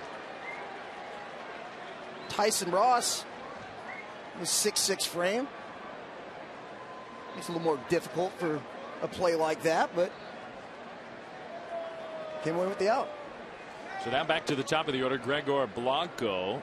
And you talked about one of the keys for the Giants today, Eric, is Blanco getting on base and starting that offense from the top. The A's have kept him off the bases. He's 0-for-2. He makes everything go. Gregor Blanco gets on base. Ryan Theriot sees fastballs. Melky Cabrera is able to come up with runners on base, setting the stage for Buster Posey, Angel Pagan, Pablo Sandoval, the whole middle of the lineup. The Giants offense has certainly been better since Blanco has been playing. Blanco has started just about every game over the last month or so for Bruce Bochy. And even though he's slowed down a little bit, he still has put together good at-bats. Seen a lot of pitches. Averaging the most amount of pitches on the Giants team per at-bat. Now, a lot of that, a lot of foul balls. He can be tough on a pitcher, even behind the count, as he is here 1-2. Blanco was the Venezuelan League most valuable player this winter, and I got my first peek at him in an inter-squad game in spring training. He hit a ball into the right center field gap at Scottsdale Stadium, and if Tim Flannery had sent him, it would have been an inside the park home run. Another foul ball. That got a piece of his foot, ankle. I mean, that one hurt. Well, the Giants scouted him over the winter time. Not even that low. Wow. Well, cut fastball. You don't see that very often. Yeah. Right off the quad. I don't know if Gregor Blanco's ever fouled a ball off that part of his leg. It's getting close to another part of the body. Blanco, though, was spared. So it's 1-2 to the Giants' leadoff hitter. Had a decision. The Marlins very much wanted him to sign in Miami. He chose the Giants, and the Giants have benefited. It's another ball foul. So hanging in there against Ross. Well, as I watched him through the course of spring training, Dave, I'm like, I don't see how the Giants could keep Gregor Blanco off that team. I felt like he was the most valuable player they had in spring training, and at the beginning of the year, remember, he wasn't playing a whole lot. Yeah, the first battle was to win a spot on the opening day roster, actually win a job. The second battle, and it wasn't won by Blanco until well into the season, as you're talking about, was to become an everyday player. But he is that now for the Giants. Well, when Blanco's up, lots of fans get souvenirs. He's the king of the foul ball these days. Likes to keep everybody happy. Blanco rolls another one foul. Toss that up in the stands. Gregor Blanco, the souvenir leader in Major League Baseball. This will be the 9th pitch of the at-bat coming up. But Blanco, he doesn't want to hear it about long at-bats and give it a battle. He wants some results. He does. He's had a lot of these lately. 1-2. And that one down and in. And that one got a piece of Randazzo, the home plate umpire, who goes down. Man, and it also got Blanco as well. And Randazzo's really, really hurting.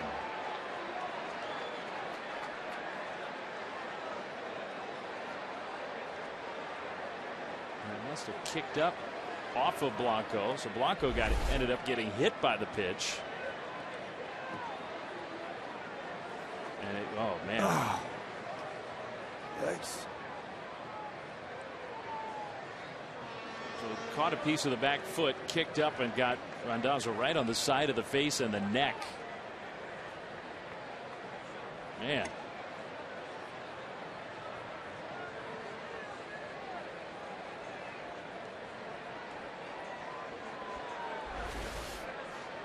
Randazzo taking a moment here and asking for some water.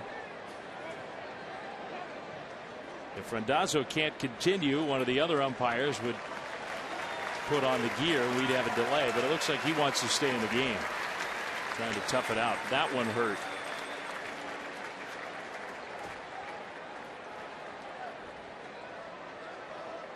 It's a really weird play, the way the ball caromed off of Blanco's back foot. You don't see that very often at all.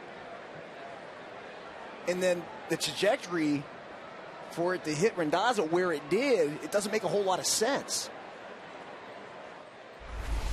And obviously no way for him to defend himself. And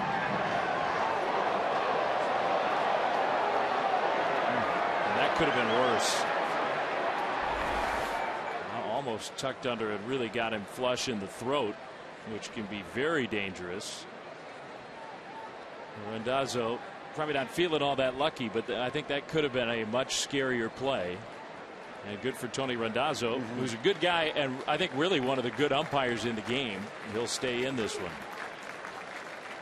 Giants get a base runner out of it. Blanco is aboard. Ontario coming up. Now batting, number 5, Ryan Terrio.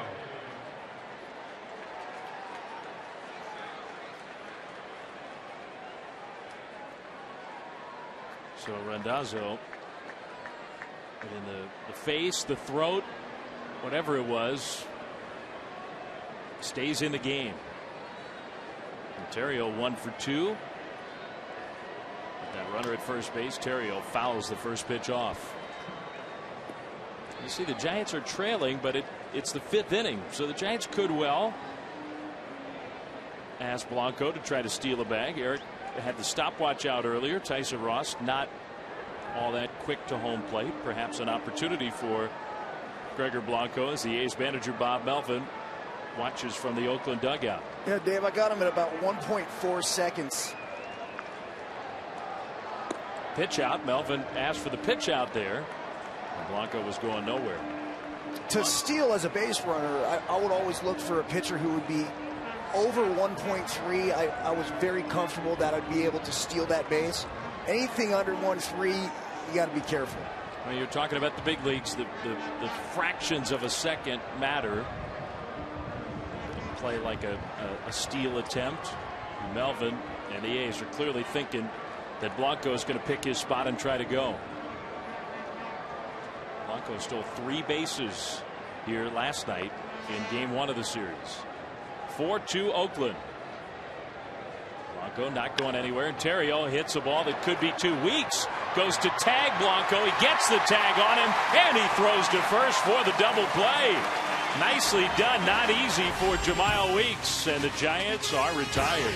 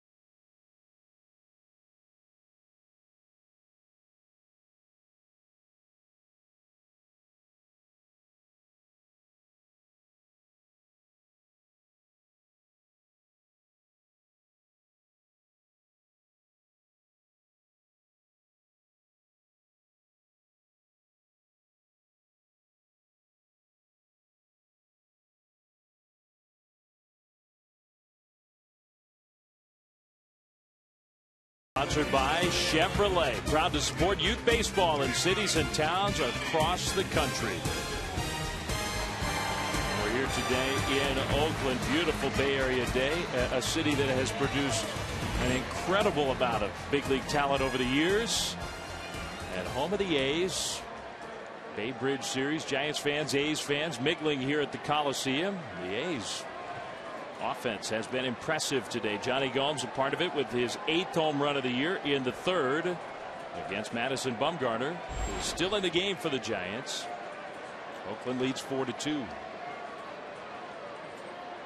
Johnny Gomes takes a strike. Johnny Gomes hit a fastball down in the zone, out into the bleachers in left field, his last at bat. Now 6 for 7 with 2 home runs against Bumgarner.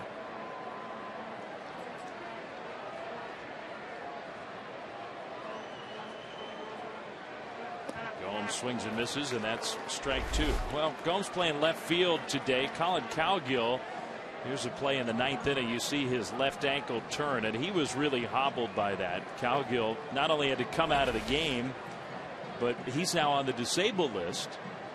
Hicks, the shortstop, came up, but Gomes playing in the field today, and he pulled that one foul. Here's the home run we were talking about, Eric, from the 3rd inning. Fastball down, out over the middle of the plate. You can see it's such a fine line when you try to go inside, where Madison Bumgarner lives the majority of the time.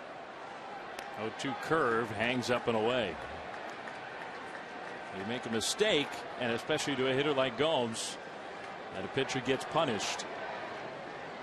10 hits, 2 home runs for the Athletics in this one. Gomes got fooled there, but got a piece of the ball. Stayed alive with the foul ball. Play a changeup away right there. When you have 2 strikes on, you're just to spoil those. Let's get to the next one. Posey and Bumgarner trying to figure out how to put away Johnny Gomes.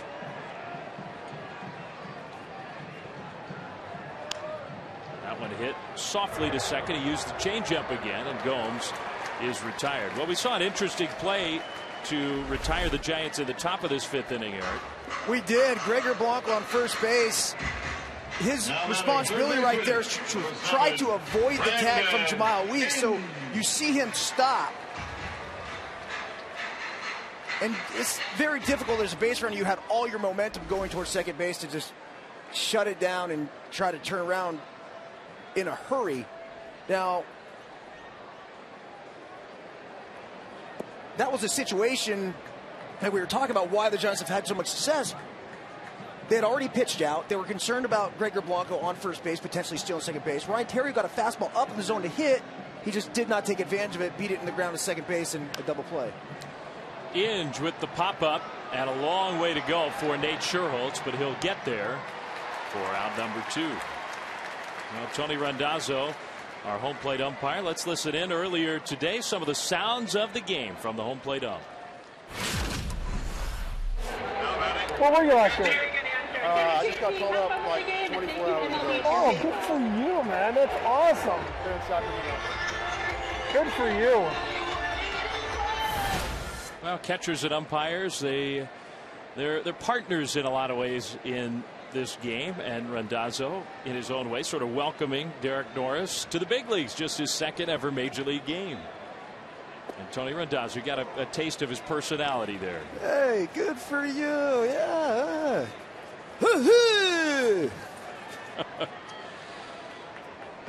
Oh, you got to be wary. The men in blue. Working on the ump voice. Here's Norris, and he loops one into left field for his first major league hit. So a great moment for Derek Norris. A 2-out single here at the Coliseum, and it's the first big league hit for Norris. Get that ball. And he gives a smile. And the A's want the ball.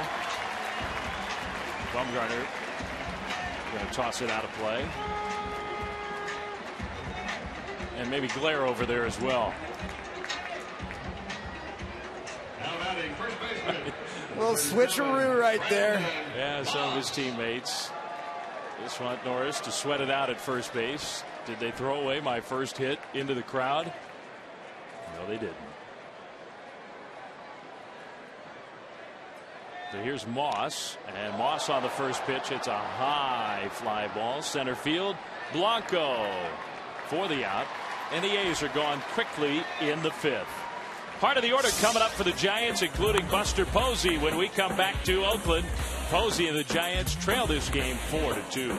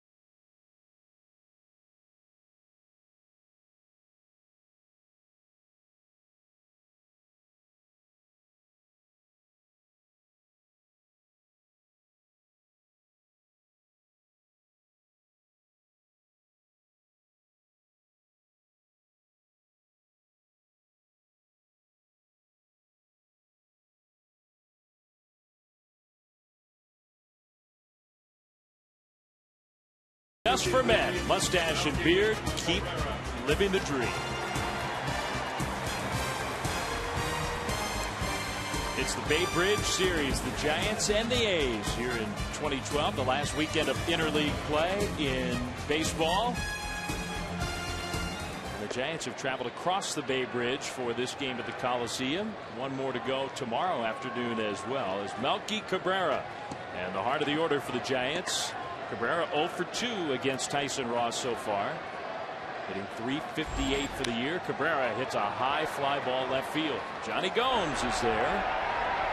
He makes the catch. Cabrera is 0 for 3 in this one. So Cabrera retired. This July, don't miss the biggest event of the summer. Baseball's greatest stars battle for home field advantage in the Fall Classic. The road to the World Series begins with the 2012 Major League Baseball All-Star Game. Tuesday, July 10th, 7:30 Eastern, 4:30 Pacific, right here on Fox. Melky Cabrera's got a great chance to be there. So does this guy, Buster Posey. Giants catcher, 0 for 1 with a walk and a run scored. As the shadows start to creep onto the field here at the Coliseum. Late afternoon time, you see that shadow line getting closer and closer to the batter's circle. In a matter of minutes, that home plate area will be in the shade. Ross throws one to the backstop. Buster Posey and the milkman Melky Cabrera both leading in the fan balloting. Question, I wonder what other Giants, or even Athletics for that matter, will end up in Kansas City for the All-Star game. Now the A's, we've seen Josh Reddick hit his 17th home run of the year. I think Josh Reddick has a chance to be an All-Star as a very young player. Posey takes high. Fastball just misses, and the count is 3-0. There's Reddick. Potentially Brandon McCarthy, who's thrown very well. Yeah, and McCarthy, if he had made every start, I think almost assuredly he'd be a real candidate. Posey takes ball 4. It's the second walk drawn by Posey. As it stands at the moment, balloting ends on Thursday, but the National League would have Posey and Cabrera both starting. Matt Kemp, even though he's been hurt, a huge number of votes. Carlos Beltran spent part of last year with the Giants, now with the Cardinals. Votto, Ugla for Call, and David Wright. Joey Votto, David Wright, each having monster years for the Reds, for the Mets. So as it stands right now, the Giants would have 2 starting position players in Kansas City. I don't think there's any doubt that Matt Cain goes. Only question is whether or not he's going to start the game. Has some competition with R.A. Dickey. But a couple other Giants pitchers, Madison Bumgarner being one of them. Ryan Vogelsong, will he make his second All-Star appearance? And Santiago Casilla, who is second in the National League in saves with 20, is making a strong case to go as well. Angel Pagan, the hitter. He takes a ball. Well, Eric just referenced Matt Cain, R.A. Dickey, by far and away, I think, the 2 leading candidates to start the game for the National League. R.A. Dickey, what a season, what a run. Matt Cain with the perfect game. And the numbers are so similar between the 2 of them. Their styles, though, are quite different. It's amazing how those numbers look so similar, yet they go about it in different ways. Posey had to duck to get out of the way. The liner went right over his head. And now Reddick makes a mistake. Posey did not pick up Tim Flannery, apparently. And so Posey had to hold it second. And the Giants have first and second. At a minimum, it should be first and third with 1 out. And we'll see if we can see what happened here. Buster Posey doesn't get a great read just because he had to try to keep his melon attached to his body. He originally was going to go to third base, and you see he never looks up to pick up Tim Flannery, and he shuts it down on his own, realizing that he did not get a good break because he was trying not to get decapitated. And that's an example of a play you were talking about earlier. If the play's to left field, the runner can see it himself. With the play in right field, Posey's got to pick up his third base coach. And had he done that, he would be standing at third. A very rare Mistake by Posey, although the Giants still have a rally building here. He didn't make a mistake into an out, just cost the Giants 90 feet. And Pablo Sandoval comes up. Kurt Young with a quick visit as the A's get the bullpen going. Sandoval 1 for 2. Tyson Ross in some trouble here. Sandoval takes high, ball 1. Pablo Sandoval missed more than a month. Hamate bone surgery on his left hand does not impact him as much from this side of the plate. It's the top hand when he bats left-handed. So that sore spot, and it is still a little sore. Not as much of a nuisance when he's batting left-handed. Sandoval hits a foul. Went up after one. Foul ball for strike 1. Pablo Sandoval has taken some flack for not producing at the same level he was before he went on the disabled list. But since coming off the DL, still hitting .279. He's getting his base hits. He's driven in 4 runs in 11 games. He has another hit today. That was entering today. But Giant fans are looking for Pablo Sandoval to deliver in situations like this. Yeah, and hit for some power. The power has been missing. Sandoval took a big lash at that high fastball. He will chase a high fastball. He loves to take a swing at that pitch. And pitchers, you can see he's upset at himself. Their pitchers try to get him out of the zone. Well, there's times where you could throw the rosin bag up there and Pablo Sandoval will swing. Yeah. A very, very aggressive hitter. But also an excellent hitter. Unbelievable hand-eye coordination. Hitting 6th today in the Giants order. The red-hot Brandon Belt waits on deck. Sandoval pulls that one hard, and it's up off of Moss, and it kicks away. Posey around third. He's going to score. Now Moss falls down, and Pagan's coming around third, and he'll score. Into second, Sandoval. And the Giants have tied this game at 4. And that was not pretty for the first baseman, Brandon Moss.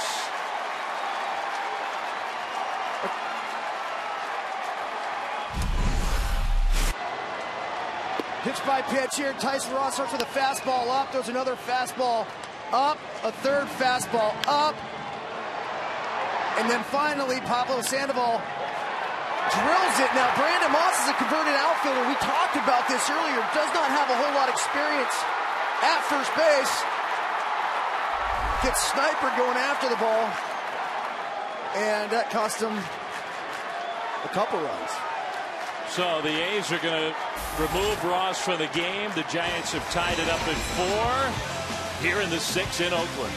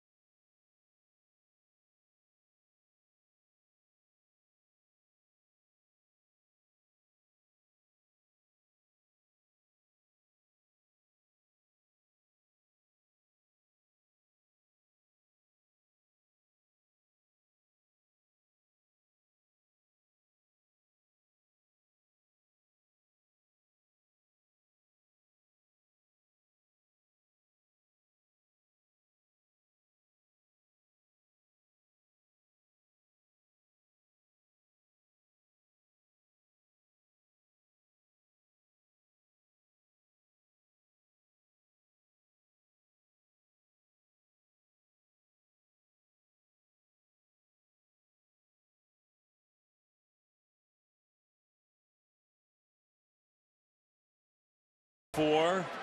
And Jerry Blevins in to pitch for Oakland, facing the left-handed hitter Brandon Belt with the go-ahead run in scoring position. Pablo Sandoval is out there. Blevins has done a real nice job for the Athletics from the left side, facing Brandon Belt, who has singled in a run and walked in 2 trips to the plate here this afternoon. Belt hits a high drive to right field. This one hit well. Reddick is back. He runs out of room, and it's gone. Brandon Belt with a 2-run homer. And the Giants now lead this game 6-4.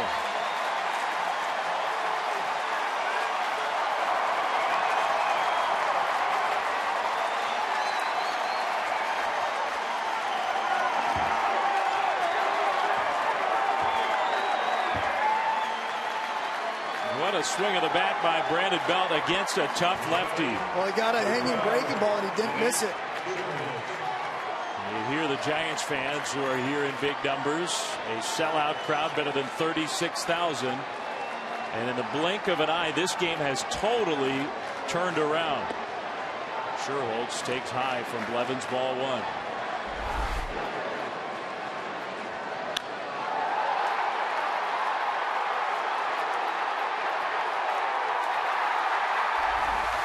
Straight over 367 and out into the depths of the Coliseum.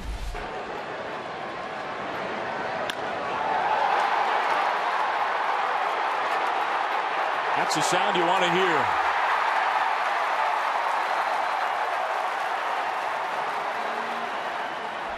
You think Bumgarner's a little excited about it? Sherholtz just tops one. Blevins throws, and it handcuffs Moss and gets away. And not a fun inning for Brandon Moss at first base.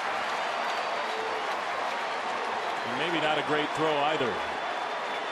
Well, we hadn't even talked about it, but for everybody at home, Brandon Moss was given 2 errors on the play, in which Pablo Sandoval drilled the ball, wasn't able to make that play, and then given another error when he was fumbled the ball, going to try to pick it up down the right field line. Well, that was the play that tied the game and knocked Ross out. Moss was charged with 2 errors. Now he's charged with another one. Brandon Moss has committed 3 errors in this inning. That's got to be some sort of record. Now here's the play Eric was just talking about. Sandoval at the plate. He did hit it hard, but Moss couldn't field it cleanly. Posey came around to score. Then as Moss was ready to pick it up, he falls down again, kicks it away, and Pagan, who had slowed up coming to third, sped up again, and he came around to score. That tied the game. And then Blevins came in and immediately surrendered the 2-run homer to Belt. Remember earlier in the game, Johnny Gomes made a defensive mistake that helped the Giants rally in the second. So Athletics defense has been a big factor. Not in a good way for the A's. Crawford behind to the count, 1 strike. They're going to pay attention to Sherholtz, the runner at first. Again, I want everybody to know Brandon Moss is playing out of position. He's an outfielder. And in order to try to find a place for him to play, the A's moved him to first base. First base has been an issue with them all season. Brandon Moss being the team guy, and the A's searching for somebody to put over there, went ahead and went with it. Now, Bob Melvin said he's fine. Ideally, you'd like to have some sort of defense over there, but he felt like he'd be able to handle it. But it's been a rough inning for Brandon Moss. It has, but you look at the plays, Pablo Sandoval crushed that ball. That very easily could have been given a hit. Yeah. And then that's just a fluke play that happens down the line. He slips. And then just a terrible throw by Blevins right there, handcuffing Moss. As a matter of fact, I would have given that error to Blevins. Yeah, well, I agree with you. It was a poor throw. Crawford swings and misses. And he goes down on the breaking ball. So Brandon Crawford is retired. That is out number 2. It took a while for the A's to get that second out. It'll bring Blanco to the plate. Brandon Belt with the big swing of the bat, though, the 2-run homer that has put the Giants ahead. And before Brandon Belt hit that home run, I was going to say that the first batter of this inning is very important for Jerry Blevins, or the first batter that he faced, because he had given up a opponent's batting average of 348 to the first batter he had faced. Blanco pops this one up, and Blevins called off by Inge, who makes the play. The Giants are retired, but Brandon Belt, who's been red hot, has kept it going today. A 2-run homer makes Madison Bumgarner happy. 6-4, Giants lead.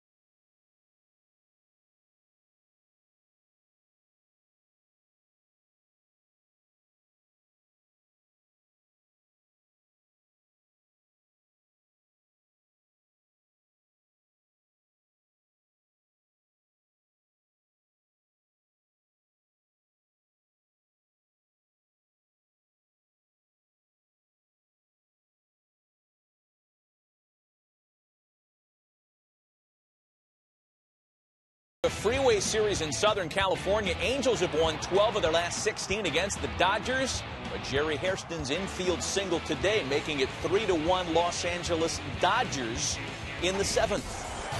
Subway Series in Flushing, and it was all Mets early on top 3-0 until a Raul Ibanez home run tied it, and then an Eric Chavez home run delivers the Yankees a 4-3 lead. A lot of XAs factoring in as we send you back to Dave and Eric in Oakland.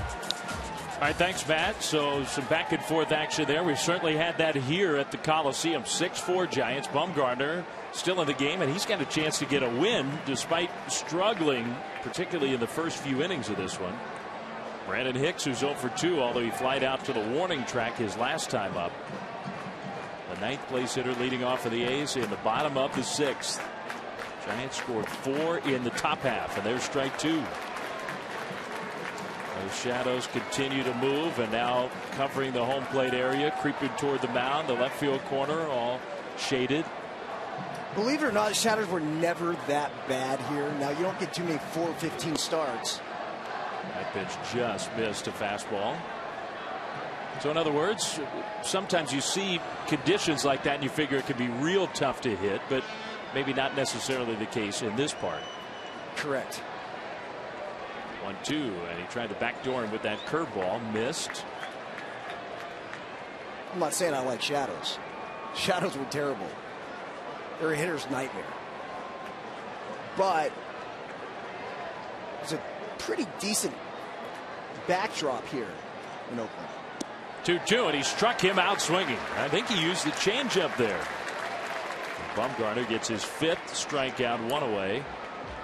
Now the A's come back to the top of the order with Coco Crisp, who's been an igniter today. And the A's needing a rally. Number 4, Coco Crisp. Definitely the changeup. See the kind of 4-finger grip on the baseball.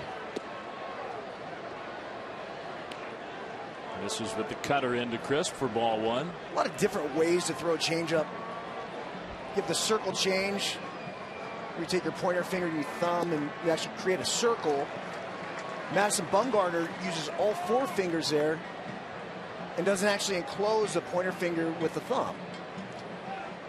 Now, you're seeing the split a lot more these days, too, as well. Yeah, a lot of pitchers. Tim Lincecum, we saw him last night here. He uses the split change.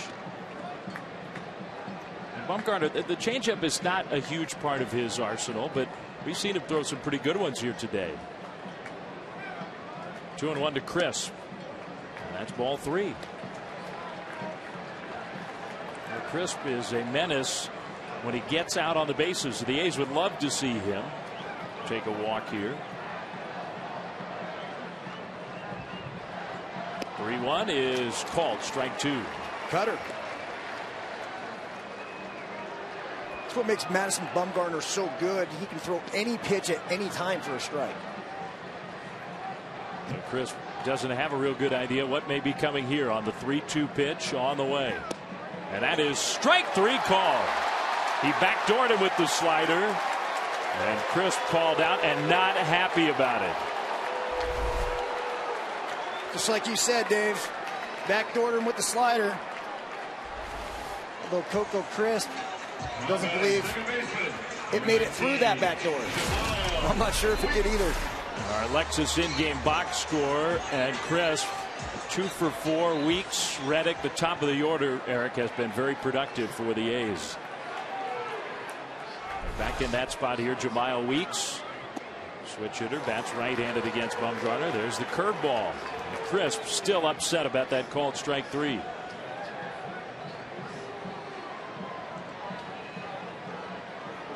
That's a big call. Runner at first, 1 out with the speed out there. Weeks just short. Crawford had to play back on it, but still has time to throw him out. And Bumgarner retires the side in order for the first time today. He and the Giants lead 6-4.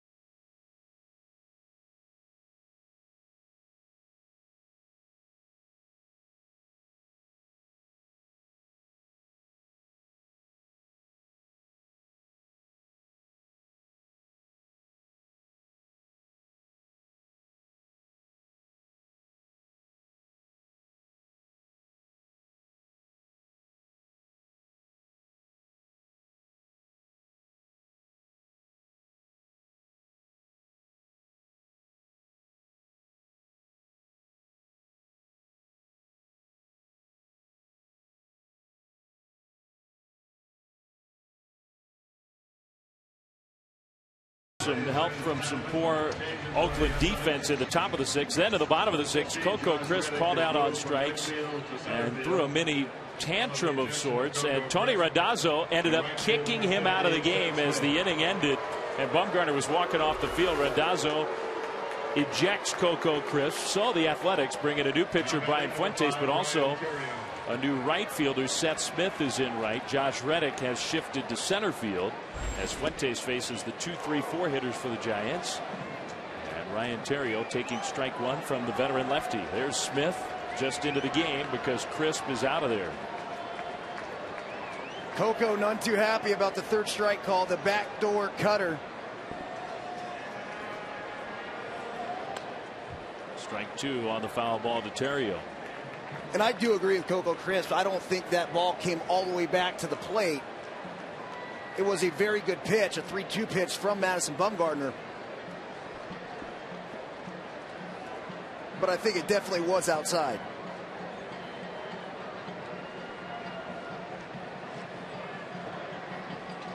Two-strike pitch.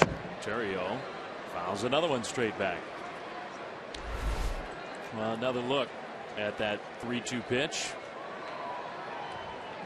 And again, the overhead gives you a decent look, but it's not directly over the plate. So the moment where the ball's crossing home plate, and that's where the umpire makes his call. But clearly a very borderline pitch, and Crisp was not happy. Well, in that case, Dave, it was even further outside. Yeah. Because you saw Buster Posey setting up what looked like on the corner, almost even off the outside corner. But when you're Madison Bumgarner, you've been pounding the strike zone the entire game. Oftentimes you get that call, just not to the delight of the hitter. Theriot drives that one to left field, hit it pretty well. Johnny Gomes still sprinting back, and Gomes crashes into the wall and hangs onto the ball. And who took the worst of that, Gomes or the fence? I don't know. Nice play by Johnny Gomes to make that play. It's time for our Just for Men auto stop foolproof stat. And the Giants, who have counted on Melky Cabrera for big production this year. Melky's second in the National League in batting average. You can count on Just for Men auto stop for foolproof results. Cabrera now batting right-handed,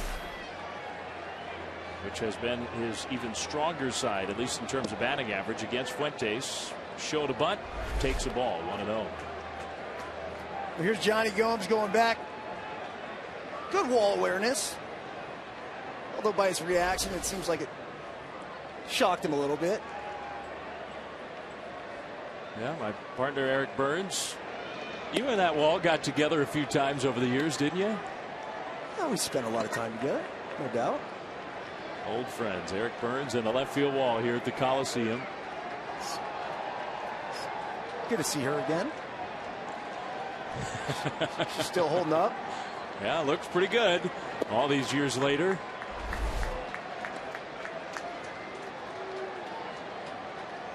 There Gomes, who's a big boy. Right on the X. X marks the spot, Dave. How's that feel, Johnny? Not good, but he was able to hang on to the ball. Yeah, she was just giving a little massage.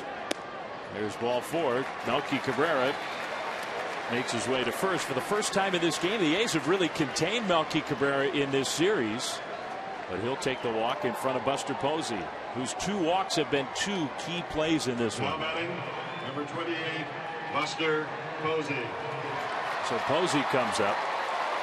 Posey was on base when Sandoval hit the ball. Brandon Moss couldn't handle. Turned into a two-run play for the Giants. Moss charged with 2 errors on that one play last inning.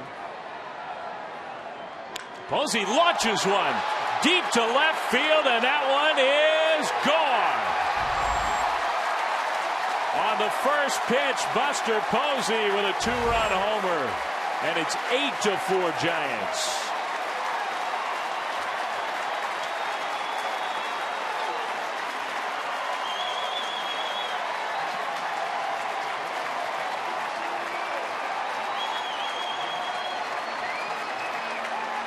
He could be an all-star, and Buster Posey just showed you why.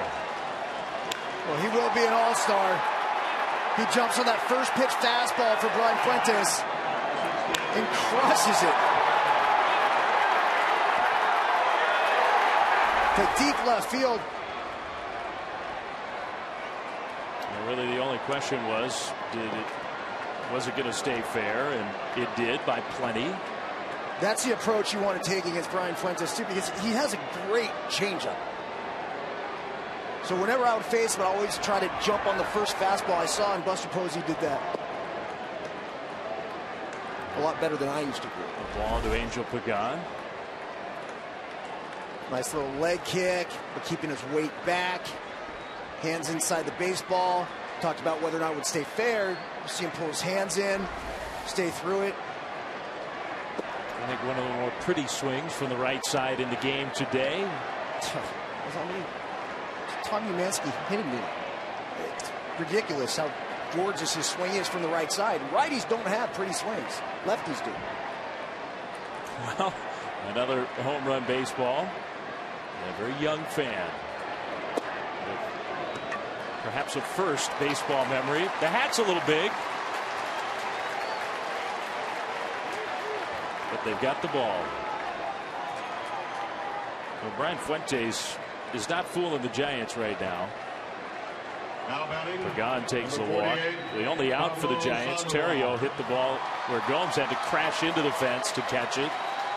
Walk, home run, walk, and here's Pablo Sandoval. Here's the Giants battery. Think they're going to have some moments together over the next decade. They've already had some.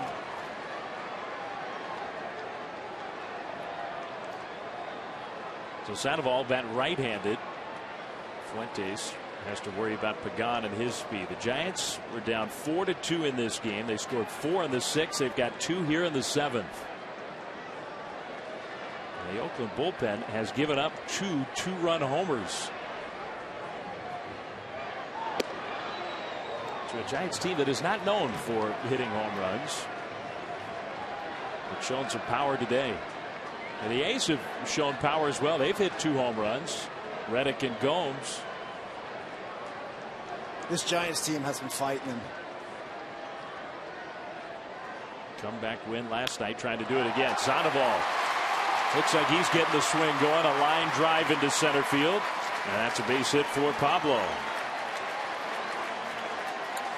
Now, Brandon Belt, who in last night's game faced Jerry Blevins and got drilled just above the hand on his right forearm, faced Blevins in this game today and got a little payback. Brandon Belt with a 2-run homer against the very same pitcher who hit him in last night's game.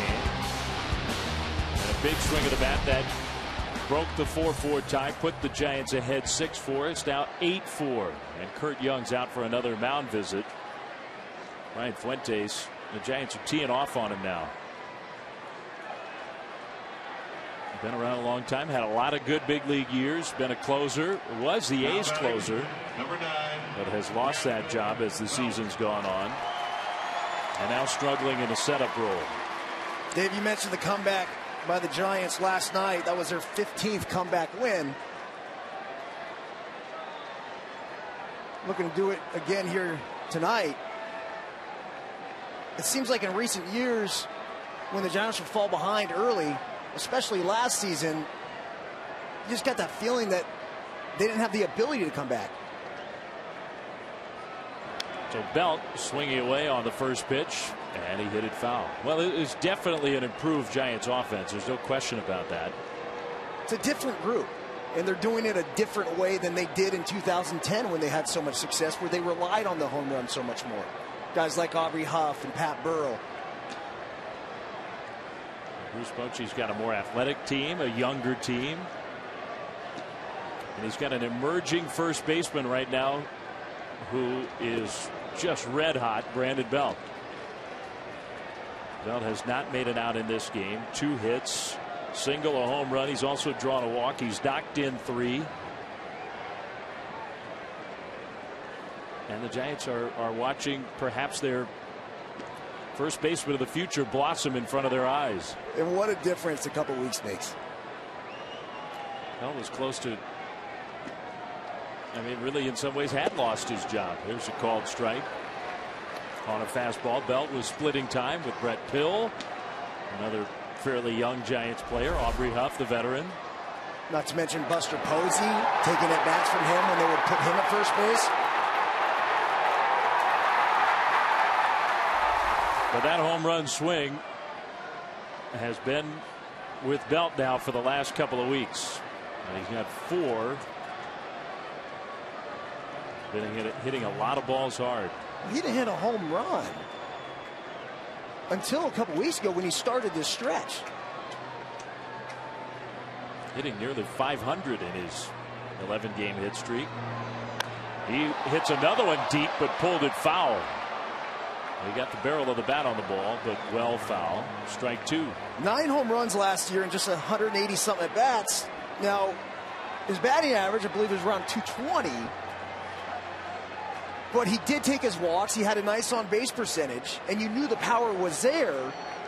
But he went his first 100 and some odd at bats this year without hitting a home run. And people were wondering where the power went. Well, sometimes it's tough to really get that power stroke going when you're not playing on a consistent basis. Fuentes bluffed a throw to second, although Pagan couldn't know he was bluffing. The shortstop Hicks was cutting over to the bag. So Pagan went sliding back into second base.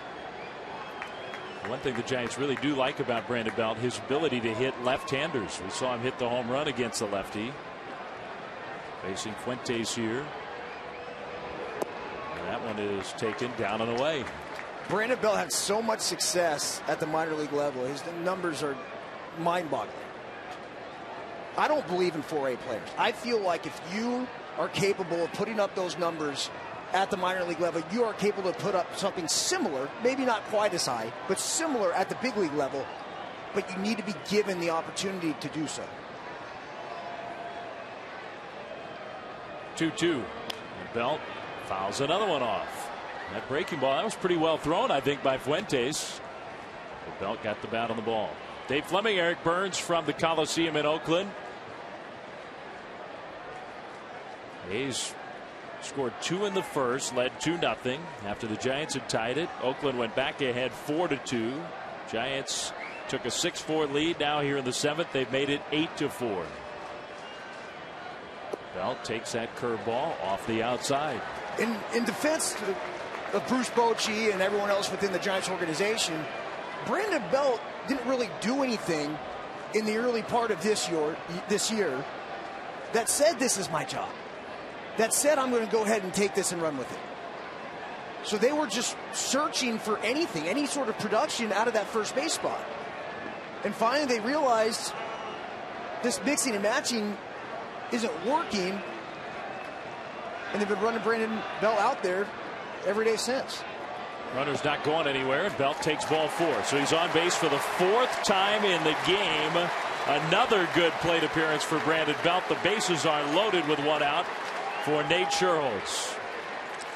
On Saturday, August 4th, UFC returns to Fox for huge fights, including knockout artist Shogun Roja taking on Brandon Vera in the biggest fight of his career, an epic bout between the former UFC champ Lyoto Machida and rising star Ryan Bader. UFC Fight Night on Fox, sponsored by Bud Light, live from LA on Saturday, August 4th at 8 Eastern, 5 Pacific.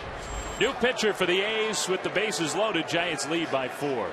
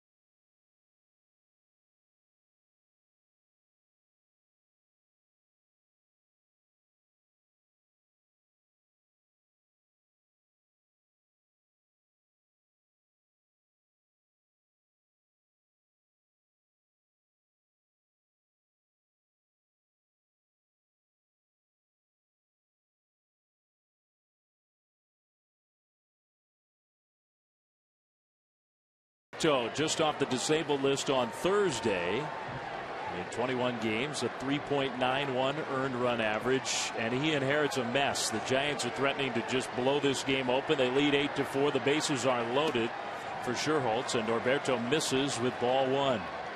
Very unusual, 4 lefties in the A's bullpen. Norberto's the third to appear in this game already, all in relief of Tyson Ross, who pitched better than I think the numbers will indicate. His defense did not help him out much. Scherholtz a half swing and a miss. It's 1-1. And those shadows, which started moving toward the home plate area, now have covered most of the infield and basically all of left field. So the pitcher's mound and the batter's circle both in the shade in the late afternoon here in Oakland. 1-1 to Scherholtz. That one is outside, ball two. A walk forces in a run. Norberto, who has never had great command and is just coming off the DL and a left shoulder strain. Changeup is a big pitch for Norberto, but it's hard to use that when he falls behind in the count. He's got really good stuff, and I don't think you would see a lefty on lefty changeup here. You're going to probably see the low to mid 90s fastball and the hard breaking ball that he just threw. Again, another stuff guy. Well, Norris, the rookie catcher, working with pitchers he's never worked with before. That one just off the plate with a fastball. And now the count 3-1, and Norberto needs to throw a strike. If you're Nate Scherholtz, you're looking for one pitch in one zone.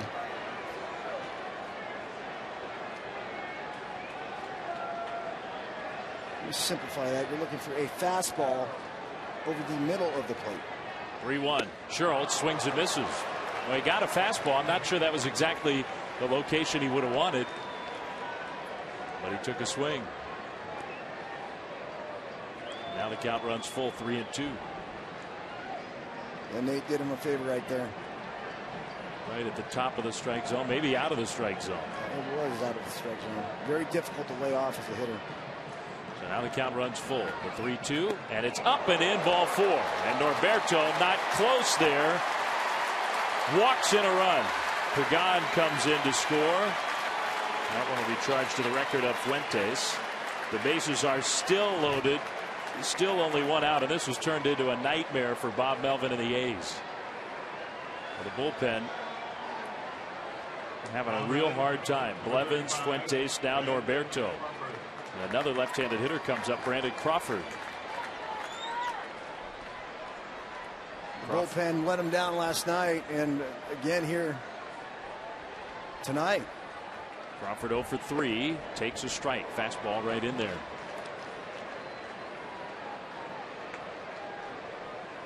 Talking to Bob Melvin before the game, he took that loss hard last night. They had been playing such great baseball, and you have this 3-1 lead. You're sending your closer, Brian Cook. Crawford swings and misses, strike two. Who has virtually been unhittable this entire season. Now, he's walked some guys, but he's always gotten out of it. Last night, that play in left field, Cowgill goes after the ball. It's a game of inches, right? Can't come up with it. Giants tie the game, then went on to take the lead and win the first game of the series. Close pitch there. Check swing by Brandon Crawford. Just off the plate outside with a fastball. So it's 1-2 to Crawford. She belt the runner at second. Sandoval at third. Scherholtz is the runner at first. Norberto, and Crawford hits it foul. That's the play Eric was talking about. Cowgill came so close to catching the double by Brandon Belt, which tied the game and set the stage for the Giants' victory last night. Isn't it amazing? It is a game of inches. And then to think Tim Lincecum was probably one pitch from being out of that game in the first inning. If one more batter had reached, that was probably, he threw 42 first inning pitches. The fact that he got through 6 is a small miracle. There's the Giants' 2-time Cy Young Award winner who has had the worst year of his career and had an awful start last night. The first inning was a disaster, and after that he shut the A's down. And he's hoping that's a springboard for more success to come. 2-2 to Crawford with the bases full, and that's ball 3. So Norberto has not been able to put him away. He was ahead of Crawford, and now it's another full count where a walk will force in a run. This is Norberto's inning now. The bullpen is quiet.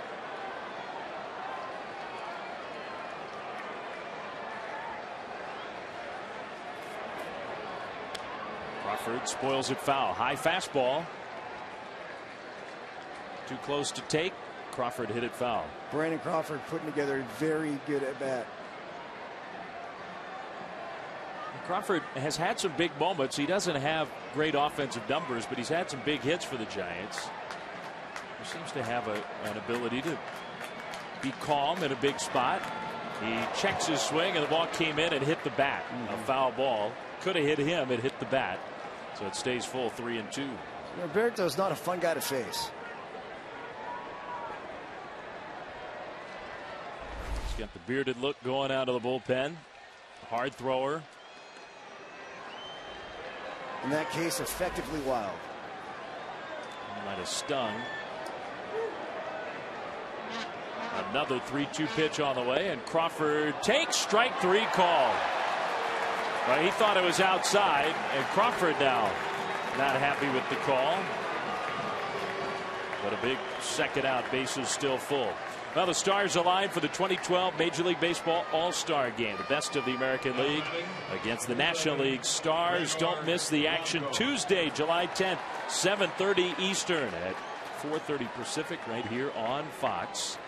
This year from Kansas City. Melky Cabrera could be there representing the Giants. Gregor Blanco not likely to be an all-star, but he's been a good player for the Giants. With the bases loaded and 2 down, Blanco steps out, and now Norris wants to come out and talk to his pitcher. Brandon Crawford wasn't happy about the strike 3 call there. And usually when you're all over the place like Norberto has been, you don't get that call as a pitcher. Well, you're right about that. Sometimes a pitcher's own erratic command can cost him strikes. Can also earn him strikes if he is throwing a lot of strikes, as we saw earlier with Madison Bumgarner in the strikeout of Coco Crisp on a ball that was outside. Bases loaded for Blanco, and a fastball speeds in there at 93 miles an hour. Strike 1. Well, not an easy spot for Norberto, coming off the DL, trying to get back into big league form, inheriting the bases loaded situation. Abraham Lincoln beard going. He's got the full beard, that's for sure. He's missing. Well, the Giants, of course, a team known for the beards. Brian Wilson, Sergio Romo.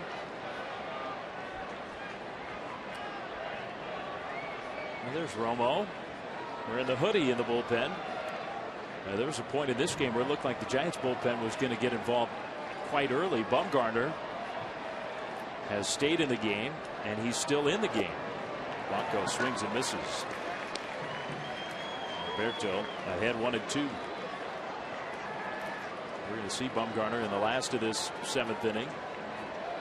He and his catcher Buster Posey been talking to the dugout. Posey hit a 2-run homer earlier here in this 7th. Giants have scored 3. They've expanded their lead. Blanco takes a ball.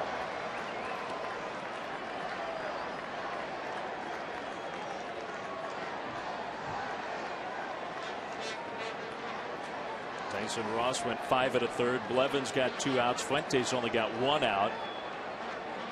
He's faced 6 hitters. Now it's Norberto.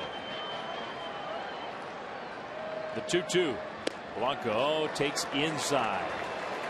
We just saw a shot at overhead of the field and playing right field here right now. We've already seen the right fielder having to shade the sun. That's where the sun sets. And right now is the most difficult time of the game for the right fielder, and that's Seth Smith, who did not start the game out there. So just keep it in mind here as Blanco swings and misses for strike 3. Giants get 3 runs, though. Bumgarner back to work when we come back.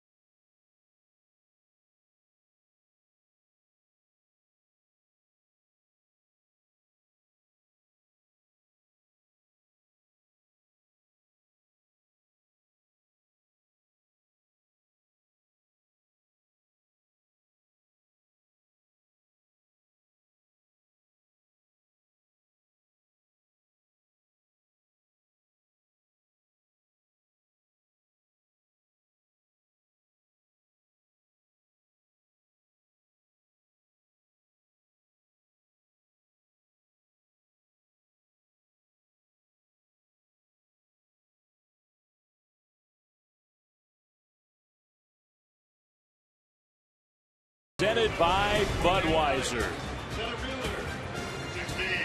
This game here in Oakland, plus 5 other games going on. A full night.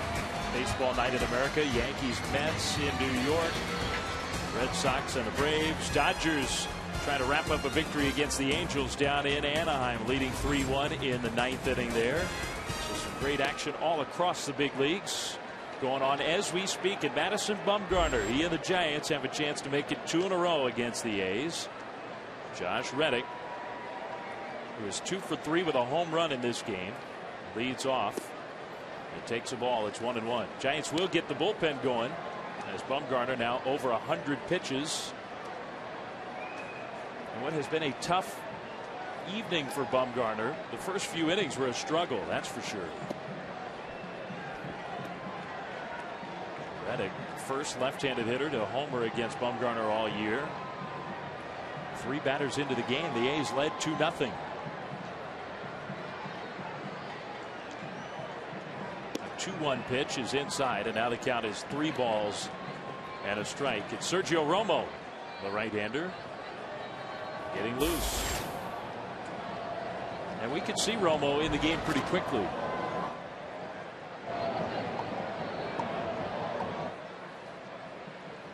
Reddick takes a strike. That slider catches the outside. And now the count is full, 3-2. Well, earlier in the game, Dave, we were talking about it. We were wondering if Madison Bumgarner was going to be able to get through 6 innings, which he has a nice little stretch of doing. 3-2. Reddick hits it foul. He's given up a lot of base hits, the most so far this year for him. Tied a career high. He's never given up more than 11 hits in any start in his big league career. He's been throwing strikes, that's for sure. That's what he does. You throw strikes, you're going to give up hits. 3-2. Reddick takes ball 4. Real close, but called the ball. And Reddick draws the walk. That'll bring up Yoenis Cespedes. Cespedes, who in dramatic fashion on Thursday capped off a sweep of the Dodgers with a game-ending home run straight down the left field line. And big smile for Yoenis Cespedes, his first ever walk-off hit as a big leaguer. A's were flying. Giants are making the pitching change here. Bumgarner's out. Romo is coming in.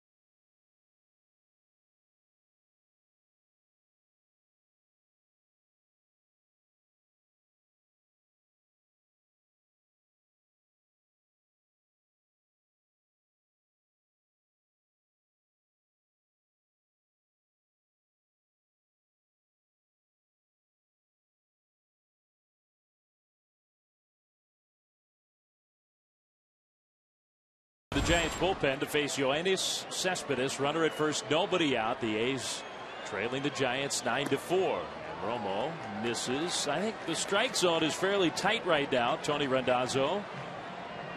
It's a fastball, maybe a bit up for ball one. Romo having another excellent year out of the Giants bullpen. Particularly tough on right-handed hitters. Cespedes fooled by the slider. Opponents are hitting 149 against him. He has a .93 ERA, second lowest among National League relievers. And we talked about the strike throwing of Bumgarner. Look at the strikeout walk ratio for Romo. 25 strikeouts, 5 walks. He gets Cespedes to hit a foul on the slider that was up. It's 1-2.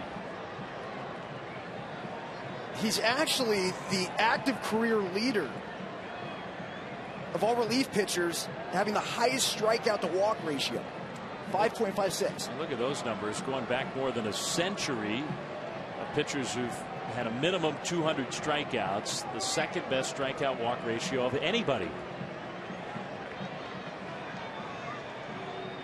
Pretty remarkable. He throws a slider and it just misses inside.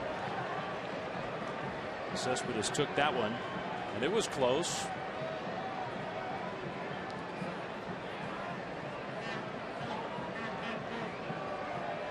Well, that slider is really what makes him so devastating.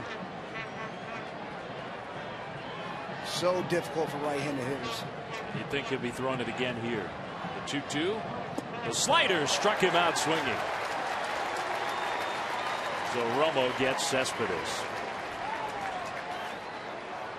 Today's game sponsored by DirecTV. If you call yourself a sports fan, you got to get DirecTV. And by the all-new Mazda CX-5 with 35 highway MPG. It's getting toward twilight time here in the Bay Area. The Oakland Coliseum now in the shadows.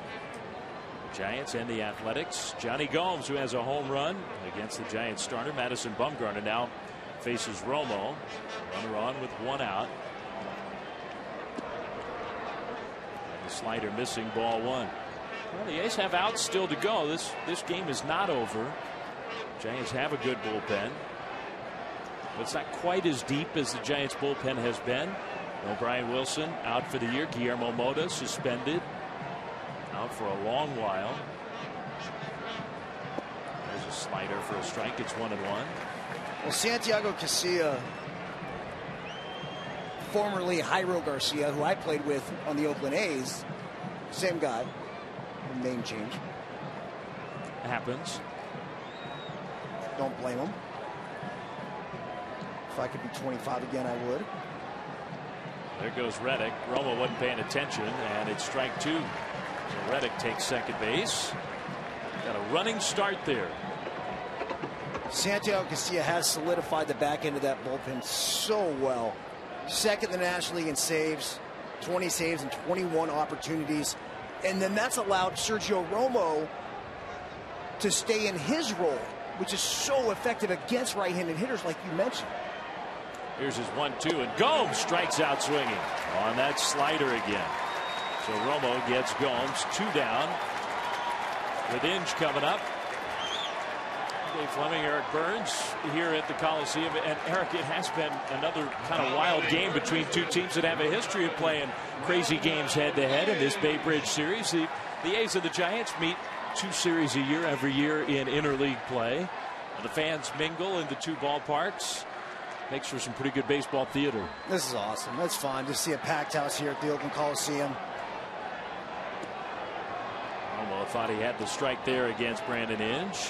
Baseball is alive and well in the Bay Area. Indeed it is. And the A's, I mean, the A's are having a year where in the very tough American League West, 3 games below 500.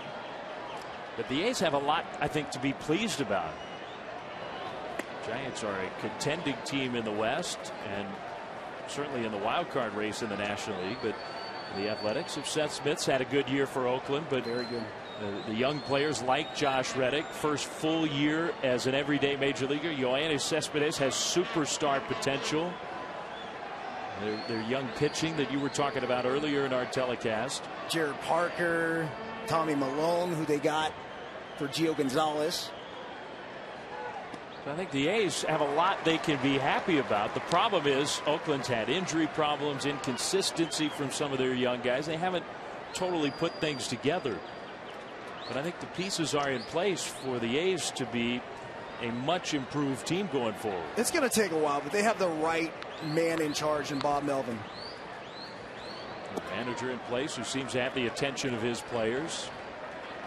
First thing he did when he took the job over here was change his cell phone to a 510 number to officially engulf himself into the Oakland area. And you see, I mean, the wins and losses right now are not how you judge Bob Melvin with the A's. Sort of retooling their team on the fly. Close pitch, but called a ball. And Romo walks a hitter, which we just told you doesn't happen very often. It particularly doesn't and shouldn't happen with a 5-run lead. Giants ahead 9-4. So that's a mistake. And it brings up the rookie Derek Norris. We're just talking about Bob Melvin, Dave. He brought over Chip Hale, who was with the Mets last year, but the two of them were together in Arizona. Chip is now the bench coach. And Chip really runs the operation, the day-to-day stuff, where he's as good with numbers as any coach that I've ever been around. And he's got a passion for the game, and it works very well, the two of them, because they play off each other. Because here's Chip, the Energizer Bunny, and then Bob, who generally is pretty reserved. But I think that also plays very well with the young team because you're not going to see the panic at the top. See Kurt Young there as well. We talked about him earlier. Everyone in the A's organization very happy to see him back as well. Norris would not swing at the slider, so the count is 1-1. The A's trying to rally here, down 9-4. 2 on, 2 out. Norris, who last time up got his first big league hit against Madison Bumgarner. One to remember for the young Athletics catcher.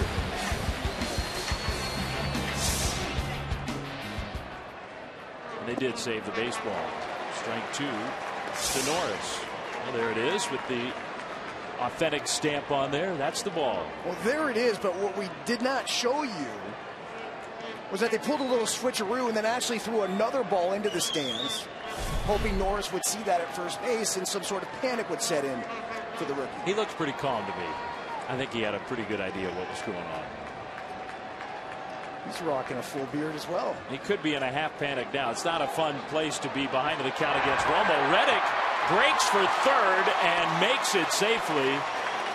I guess you could say daring base running by Josh Reddick. You're down by 5 runs. With 2 outs, you're already in scoring position. You better make it. I mean, that would have been an unbelievable mistake. Romo just noticed a little late. So I guess there's some value to that. I'm not sure exactly what Josh Reddick was thinking about there, though. Well, Bob Melvin gives his guys a green light. He lets them run when they want to until, well, you get thrown out in a situation like that and he puts the reins on. Just off the plate outside. And Romo and the Giants aren't too concerned about that runner, that run. Inge never went anywhere. He's still at first. But the risk-reward calculus for a play like that does not favor Josh Reddick, I don't think. So he got fortunate that he was able to make it to third. Very. 2-2 to Norris. Romo trying to put him away. Norris hanging in there, though. A foul ball, and Belt can't reach it. We're talking about some of the young talent in this A's organization. I think Norris is a part of that. He came over in the Gio Gonzalez trade. And while Gonzalez has had great success with the Washington Nationals, Tom Malone, starting pitcher for the A's, has pitched very well for Oakland. They got a couple other pitching prospects down in the minor leagues in that deal. Well, the A's are constantly wheeling and dealing, and they're going to have some trades that work in their favor. They're going to have some trades that benefit both teams, and they're going to have a few trades that will benefit the other team. Andre Ethier being one of those. Andre Ethier for Milton Bradley. I would say the Dodgers probably got the better end of that deal. Dodgers and Andre Ethier did finish off the Angels. That game has gone final 3-1. Dodgers get the victory. So the Giants need a win to stay 3 back in the West. Still 2-2 to Norris. And Romo strikes him out swinging. So Romo gets 3 strikeouts out of the bullpen. And the A's do not score. Through 7 in the Coliseum. 9-4 Giants.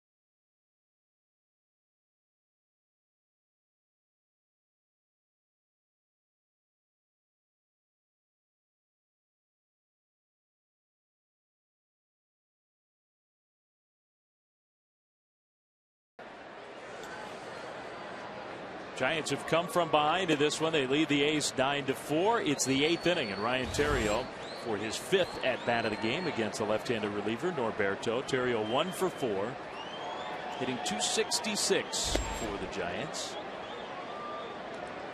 Norberto gets to start an inning clean. He inherited the bases loaded situation in the 7th and did walk in a run, but got a couple of strikeouts and limited the damage. It's a called strike with his fastball there to Theriot. Jeremy Affeldt, knee brace on. He's going to start to warm up for the Giants again. He was throwing while Romo was out there in the bottom of the 7th. And Affeldt, we were discussing the Giants bullpen without Wilson, without Moda, but still with Romo, Casilla, and Affeldt, critical part of that Giants pen. Javi Lopez as well. Allowed them to match up the lefty on lefty. Ground ball to third. Brandon Inge throws out Theriot.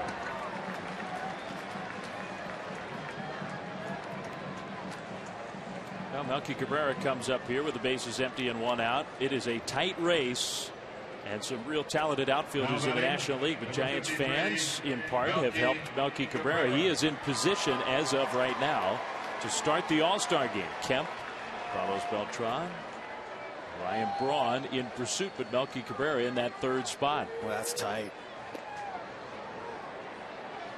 Cabrera in the National League.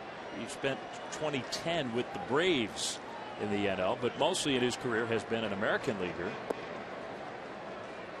Came up, of course, with the Yankees. What surprised me, Dave, is that Melky Cabrera was actually able to overtake Ryan Braun. Passionate Brewers fans, and Braun having a huge year himself. And Buster Posey overtook Yadier Molina. Both those guys are having big-time years. Big-time trade for the Giants. Melky Cabrera for Jonathan Sanchez. And there were a lot of folks who thought that the Royals won that trade. Jonathan Sanchez had struggled mightily. And Melky Cabrera has backed up his very good year last year. So far has been even better this season. There's a strike. Full count, 3-2 to Melky. That was a steal. It really was. And a lot of people question Melky Cabrera whether or not he was able to repeat what he did last year in Kansas City. Kansas City is not a great hitter's park. He had over 200 hits last year. Now, you look at his year in Atlanta, which wasn't very good. He had struggled at times at the Yankees, but he wasn't the player he is now. He showed up in San Francisco this year on a mission to prove last year was not an aberration. Pops this one up behind third. Brandon Inge, with all that foul territory here at the Coliseum, just circles under it and makes a catch. Next Saturday on Baseball Night in America, these A's will be in Arlington to take on the West leading Rangers, who have just rampaged during interleague play. Padres are headed to Colorado to battle the Rockies. And other games, Mets, Dodgers, Tigers, Rays, Diamondbacks, Brewers, Royals, Twins. So a full night of Baseball Night in America, telecast presented by Budweiser next Saturday at 7 Eastern, 4 Pacific, only on Fox. Big ovation for the Giants fans here for Buster Posey, who's having a big day. Couple of walks plus a home run. He's been on base 3 times. His 9th home run of the year.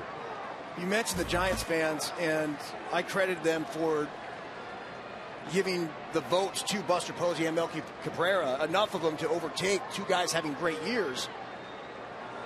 Posey hits a comebacker and it ricochets off Norberto, and Weeks can't make a play. So Posey just scorched another one there, and that's his 2nd hit of the game. What's been incredible for me is how much representation the Giants have when they go into opposing ballparks, particularly San Diego. You saw it in Anaheim. Obviously, you're always going to get some sort of mixture here. But it seems like since 2010, this Giants fan base has really taken on a life of its own. Yeah, the Giants, of course, an old-time franchise, been around for 130 years. But and a passionate fan base through most of that time. But 2010 did change things. And the Giants on the road now, I think, are one of the top draws in baseball. Angel Pagan, part of this refurbished Giants offense, has a hit and a walk in this game. He scored a couple of runs. Refurbished Giants outfield. I like to call them the three amigos. Well, Pagan, Blanco, and Cabrera, all new to the Giants this year, all starters, all playing well. That's hard to do in one offseason. Find three high-level performers, all in an outfield, all brand new, and that's what Brian Sabean and the Giants did. They're a little different from the Water Buffaloes of 2010. Quite different.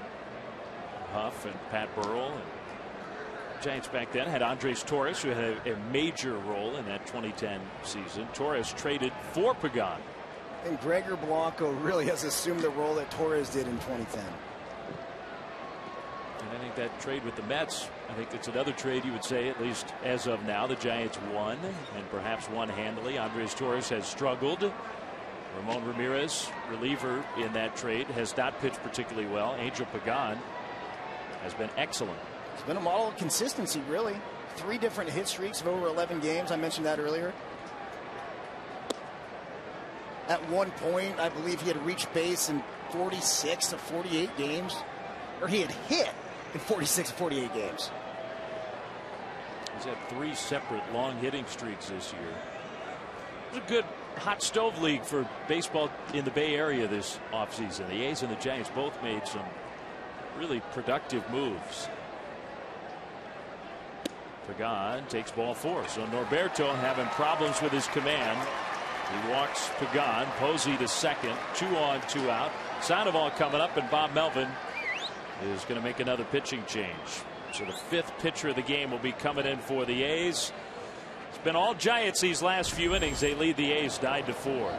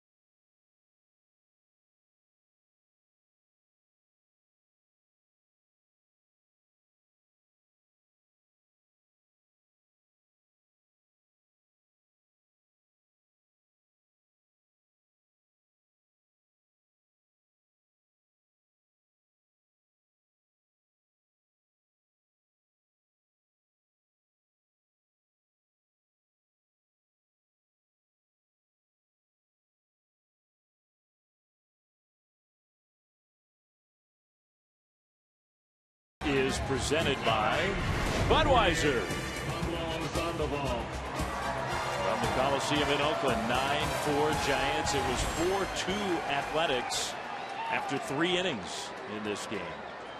But the A's bullpen has not pitched well here today. Jim Miller is the 5th pitcher of the afternoon for Oakland. Miller, 2nd stint with the A's in the big leagues, and he's been pitching pretty well, not all that frequently.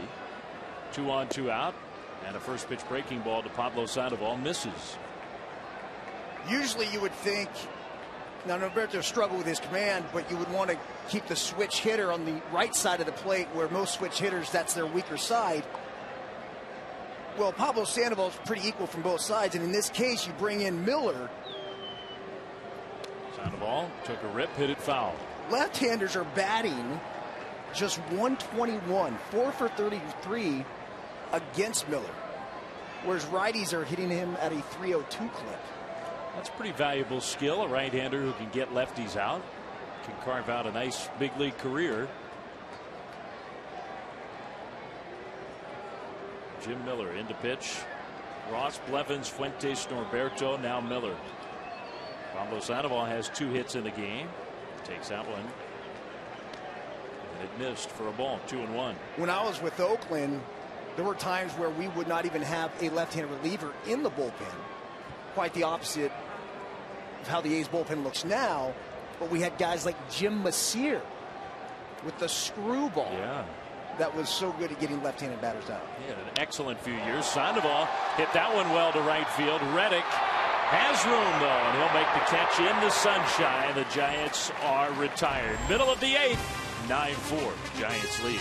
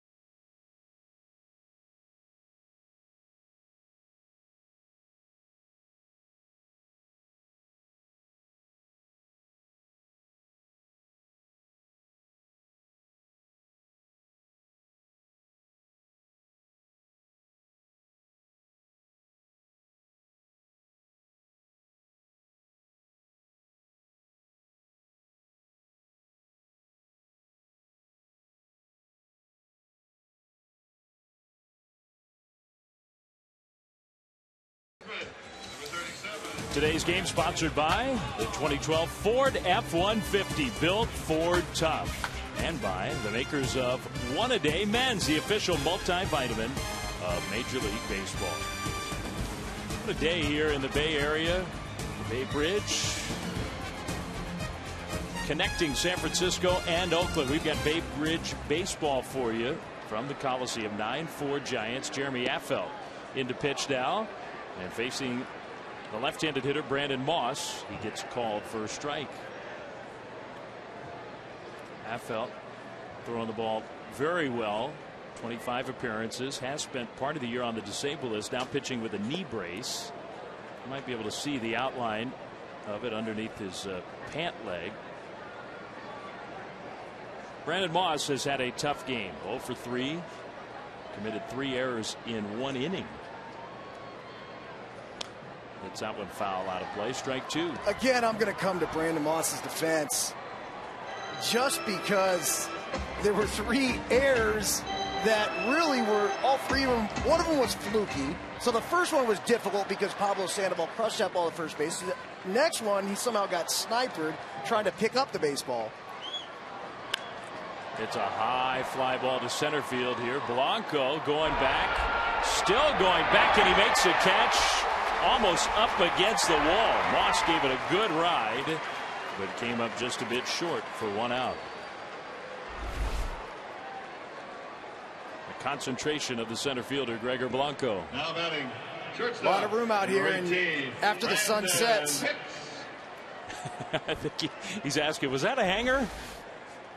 Buster Posey may well have said, yes, it was. Jeremy. Usually when the ball goes this far, and I mentioned the sun setting, but really as soon as that sun goes down, the ball does not travel. It's amazing because you'll be out here in the middle of the day and taking batting practice, and opposing teams talk about this all the time. Oh, it's no big deal. Why do people complain about hitting here? Brandon Hicks to left center field, and Melky Cabrera with the speed from left. The leg's not 100%. A little gimpy as he puts the brakes on, but he makes a nice play. So the two Brandons have made outs. I say the two Brandons, not the only two in this game. 2 down for Jeremy Affeldt. Now batting, right fielder. Seth Smith comes up. We got 5 players named Brandon who started this game. Brandon Hicks, one of them. The first game, I know you were dying to figure this out. First game in Major League history where 5 Brandons started. A Brandon bonanza. And there's a Brandon on the bench. There's Belt, who's had a huge game for the Giants. Brandon McCarthy, who will start tomorrow for Oakland. There he is in the A's dugout. Well, and back to Brandon Moss's third error. Yeah. Really, it probably should have gone to Blevins because he handcuffed him and threw a 95-mile-per-hour fastball from 16 feet. Oh, I see what you're saying. But nonetheless, it was a Major League record. 3 errors, ties a big league record, most in one inning by any first baseman. Jack Clark made 3 errors back in 1987 with the Cardinals. That was the last time a first baseman made 3 errors in any one game. Brandon Moss, he got good company. Jack the Ripper. Jack Clark, Great Bay Area Giant. ties, came up as a Giant, had a great career. And this is the third of the 3 we were talking about. Blevins. Blevins. Watch it in real speed. It looks a lot more difficult than that. Guys in the truck didn't do me any justice. Smith, foul tipped one, strike 2. Okay, here we go. Let's see it in real speed. He should have caught it. Okay, maybe you should have caught it. Guys in the truck, you're off the hook. It's not a great position, though. It's not where you want to put the baseball. No, it was not a good throw. Smith waves at a ball in the dirt and strikes out on the curveball. Jeremy Affeldt retires to the A's 1-2-3.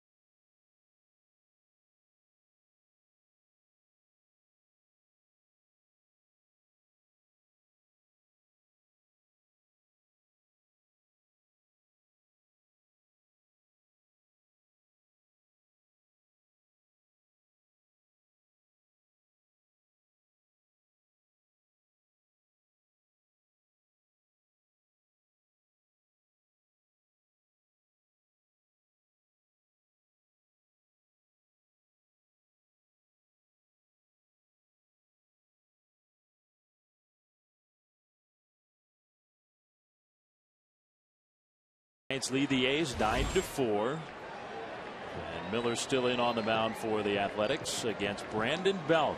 What a day for young Brandon Belt, taking ball one. He has not made an out, 2 walks, a hit, and a big 2-run homer that broke a 4-4 tie in the 6th inning. Belt coming off last night's game where he knocked in the tying runs in the 9th with a double. Swings and misses through that fastball.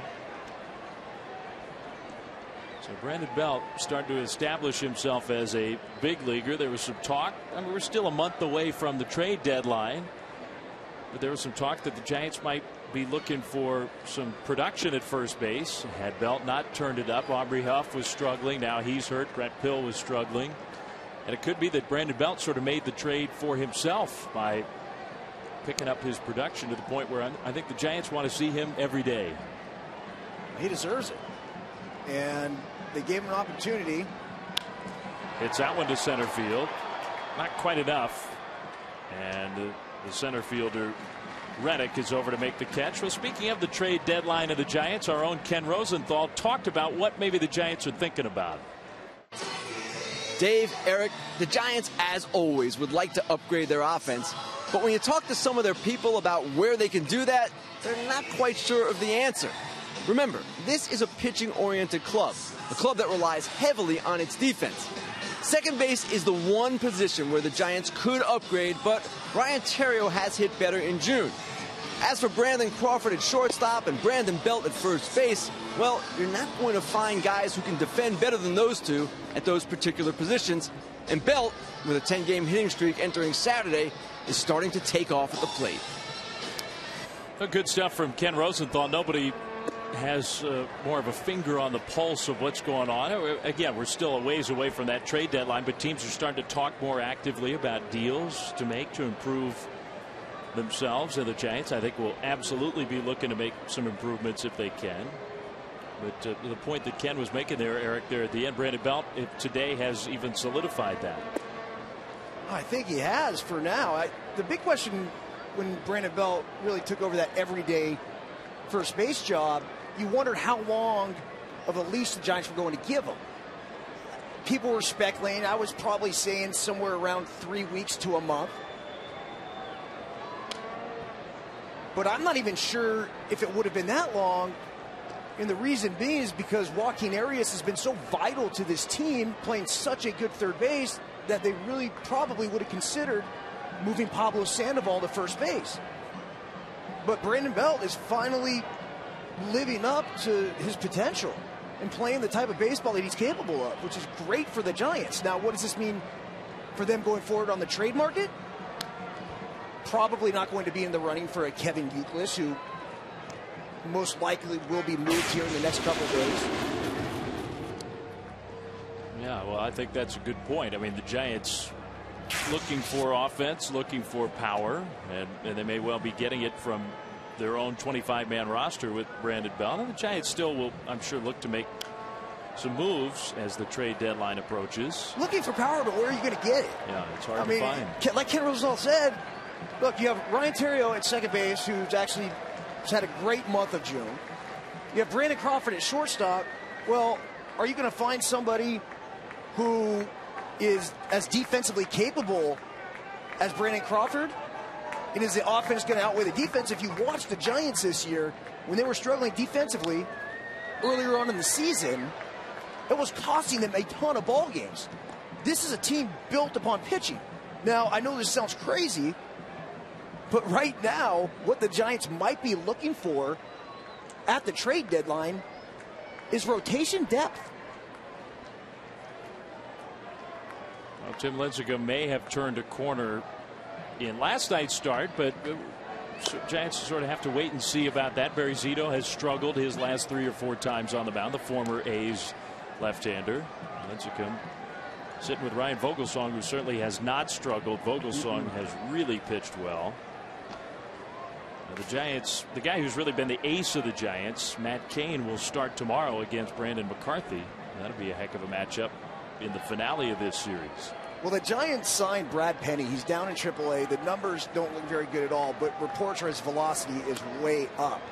He's back to throwing 94 to 95 miles per hour. So if Brad Penny can get on track, at least you know you have insurance, because right now, if you look at everybody else in Fresno, there doesn't seem a whole lot like there's a whole lot of capable guys to step in if need be. Now, hopefully, there won't be a need. Tim Lincecum gets back on track. Barry Zito goes back to pitching the way he was earlier on in the season. And I think Zito just ran into a couple bad matchups. That one's high to Sherholtz, who's having a battle here with Jim Miller. It's 2-2. Well, and from the A's perspective, thinking ahead to late July, and Oakland's one of those teams where they still have some designs on being in the wild card race and building on the success they've had these last few weeks, but they also have some veteran pieces that could have some value, and the A's have never been afraid to maneuver, make trades, promote from within. So I think we could see Oakland as an active team come trade deadline time, adding, subtracting, who knows. I think time will play out, and we'll see. If they're in it, I would not be shocked if Billy Beane and David Forrest decide to go ahead and add. I don't think they would be afraid to do that. Sherholtz pops it up into the Seagulls, who are circling around the Coliseum. Hicks, who hadn't played a whole lot of ball here, those pop-ups can be a challenge, but he made the play, so Sherholtz is retired, 2 down. The problem with the A's is that the American League right now is better than the National League. You look at the American League East and what's going on there. The last place team's 2 games over 500. You have the Rangers and the Angels. They might be the 2 best teams in the American League, and they're in the American League West with the Oakland Athletics. Now the National League has some talented teams, some depth, but the American League seems particularly stacked. The interleague results have sort of borne that out again this year. That American League East that Eric's talking about, the Yankees have been red hot. The Orioles, one of the surprise teams in all of baseball. The Rays, kind of been an up and down season for Tampa Bay, but still very much in the mix. And then the Red Sox and the Blue Jays, each 3 games over 500 and tied for last place. They came into today 2 games over. They both won today. And the American League East for a long time has been the best division in baseball, and I don't think that's going to change anytime soon. But it's different now with the Orioles playing so much better, with the Blue Jays on the rise. It's always been tough. Now even tougher. Crawford behind 2 strikes, fouled that one off. In the American League West, only the 4 teams for one final year. Next year the Astros will be in the American League West, so every division of baseball will have the 5 teams. But right now the Rangers and the Angels might be the 2 best teams anywhere. The Angels have been transformed by the presence of Mike Trout, a spectacular young talent. Crawford with all that room. Brandon Inge is there to make the play. So Crawford retired. The Giants go quietly. Last chance for the A's, down by 5.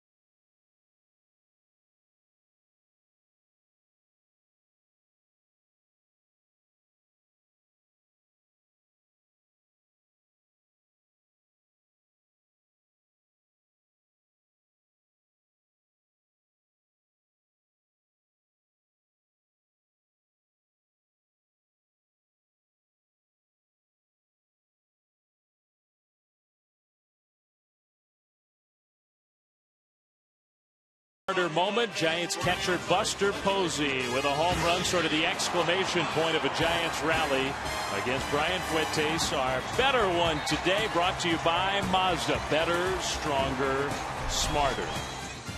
Big day for Buster Posey and the Giants offense here in Oakland, trying to make it 2 in a row against the A's. Last chance for the A's in this bottom of the 9th inning. The new pitcher is the right-hander Shane Lukes.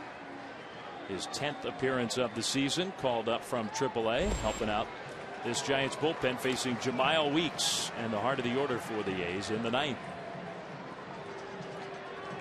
Sinker slider guy gets a lot of movement with his fastball, running away from left-handed hitters into the right-handers.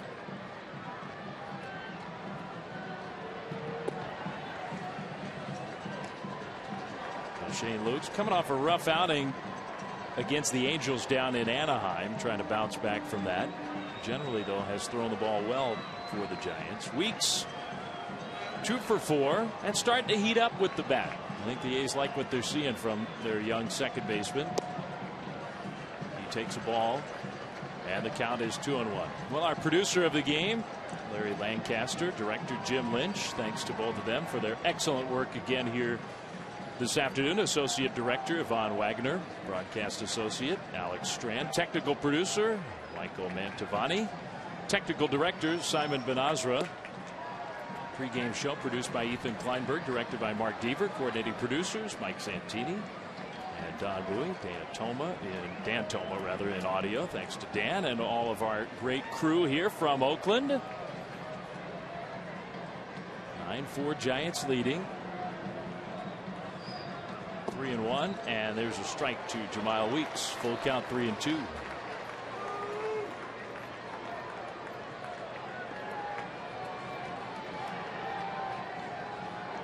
Yankees did beat the Mets in New York 4-3. Dodgers over the Angels. Red Sox beat the Braves. Josh Reddick waiting on deck, and Weeks flips one into left center field. Cabrera leads forward, tumbles over, and makes a catch. What a play by Melky Cabrera for out number 1. We're seeing a lot of that this year. Not only has he been doing it with the bat, he has been doing it with the glove. Has 5 outfield assists as well. Let's say he's doing it with the arm. Well, you're right about that. The all-around game of Melky Cabrera, and why not make that our Burger King smooth play of the game? That was pretty smooth, the way he popped up after his little half somersault. It's pretty smooth that we got that in there in the bottom of the 9th inning. Just snuck it in. I think we probably would have picked something else had Melky not come up with that one, but that was well done by Melky Cabrera. He's made 2 excellent plays defensively.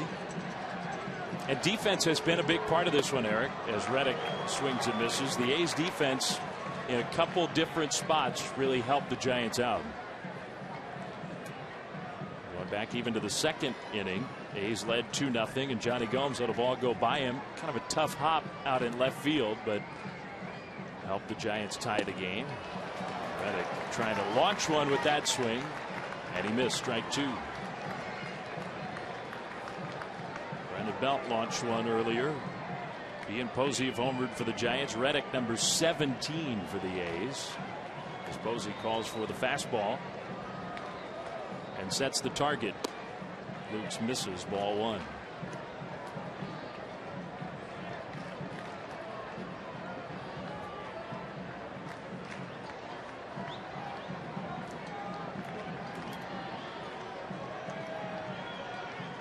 Josh Reddick, big talent, big personality. Big mouthpiece. Mouthpiece in tow, waiting for the 1-2 pitch, and he pops it foul, back out of play. Sellout crowd. In fact, not just a sellout, there were more than 1,000 standing room only tickets sold for this game. But it's thinned out now. Giants with a 4-run 6th, a 3-run 7th to open the game up. And so most of the folks who are still remaining wearing the orange and black. That area where they just showed up in left center field, in 2000, Jose Canseco was with the Yankees. I saw him hit a batting practice ball out of the stadium. Reddick got jammed there and just squibs one. Weird spin. Sandoval not in time. But Pablo, I think the spin of that ball caused a little delay. And Reddick, give him credit, 5-run deficit, 9th inning. He's hustling all the way. See, Sandoval adjusts there. Reddick will get credit for the infield hit. And he should, and I think he beat it. It was a good call. Josh Reddick plays the game the right way. Bruce Bochy's not happy, but he's not going to win that argument, and he shouldn't.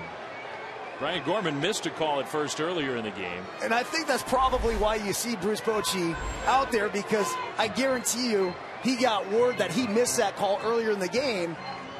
And Bruce Bochy did not come out that first time. It's very difficult to tell from where Bruce Bochy is. We'll see it here on TV a lot sooner than Bruce Bochy will know. Well, that word will get back to Bruce Bochy. And he wanted to make sure he went out there that time. So he made a point. Yes. And he's back in the dugout. Cespedes takes a fastball for ball 1.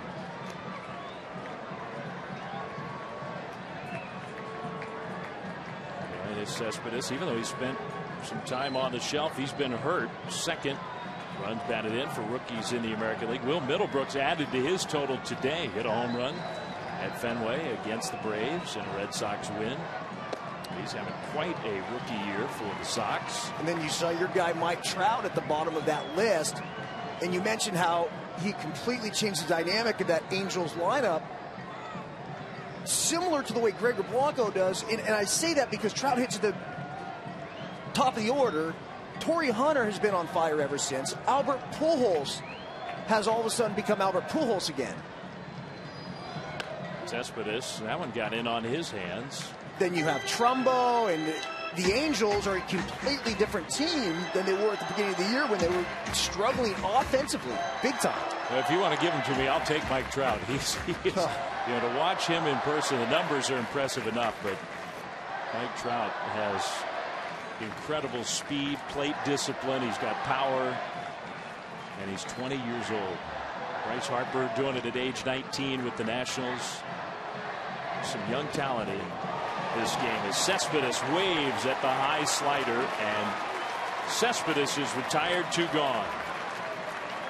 So Lutz gets the strikeout. Cespedes 1 for 5. It's been a quiet game for him, and the last chance for Oakland is Johnny Gomes.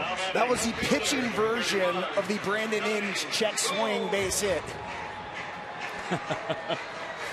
Throws a breaking ball that is so bad that it actually looks good to hit to Yoenis Cespedes, and he swings right through it. And it worked. And it somehow works. Maybe not exactly how he designed it. Here's Gomes. And that one right in there for a strike. 92 miles an hour. Well, Matt Cain on the hill tomorrow. The Giants look like they'll have a chance for a sweep. Giants 2 years in a row coming into this season had been swept by the A's in the Coliseum. Reddick is taken off. The Giants aren't paying any attention to him. That's called a ball. He won't get credit for a steal that time. Defensive indifference. Now Posey wants to chat with Shane Lutz.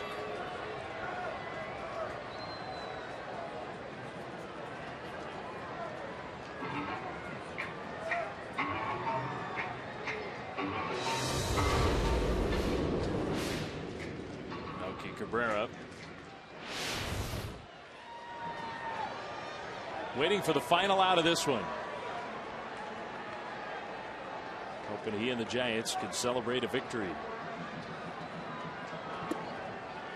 Ball 2 to Gomes. And Bruce Bochy, Dave Righetti got a start that was a little less consistent than they're used to seeing from their young left-hander Madison Bumgarner, but Bumgarner was able to hang around the game and give the Giants 6 innings. He's in line to get a victory.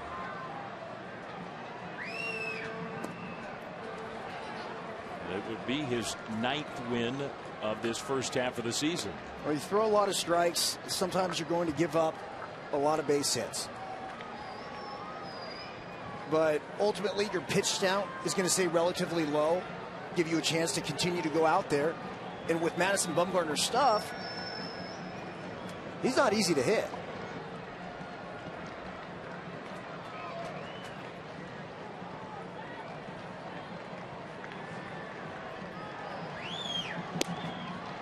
Outside, and he walks Johnny Gomes. So Shane Lukes, that's not supposed to happen. With a 5-run lead, 2 outs in the 9th inning. And the Giants are going to get the closer up just in case. Santiago Casilla, Bochy, Rigetti, there's Mark Gardner, Giants bullpen coach, hoping that Casilla does not have to come in this game. But just in case they get the former A's pitcher ready. Casilla is having a heck of a year. Brian Wilson went down with the injury early on. Wilson with the Tommy John surgery, the Giants all-star closer, will not pitch for the rest of this year. Casilla pressed into service. 20 saves in 21 chances. Brandon Inge takes a fastball for strike 1. It's a guy who's had the flair for the dramatics. 6 of his 7 home runs this year have come with runners on base. 2 grand slams already. Hit a game-ending grand slam right after the A's picked him up. The Tigers let him go. A's picked him up. He won a game with a grand slam.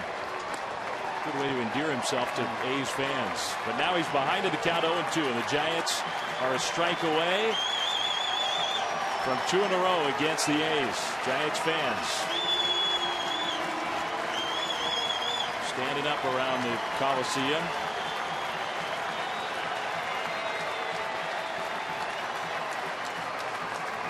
0-2. Inge stays alive.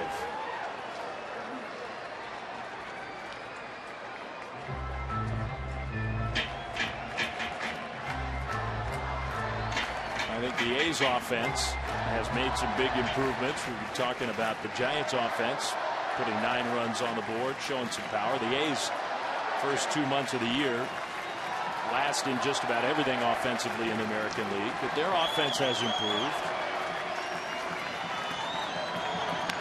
Slider, and Inge bounces it foul. A real nice month of June so far for the A's offense. Swept the Dodgers, been playing well, but they have not played clean baseball these last couple of games against the Giants, and that's cost him. The A's hitting coach, a former Giant himself, Chili Davis. Chili getting good reviews for the work he's doing with these A's hitters. Still 0-2 to Brandon Inge. Lukes, another foul ball. Can't put him away.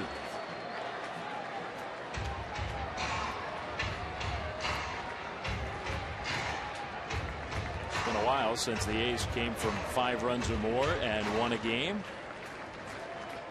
Late 2009. This would be a little different, though. Down to their final strike. Yeah, 2 outs in the 9th. Still trailing by 5. But with 2 men on base for Brandon Inge. The 0-2. A slider, and he took it for a ball. The stuff does not look particularly crisp for Shane Lukes right now.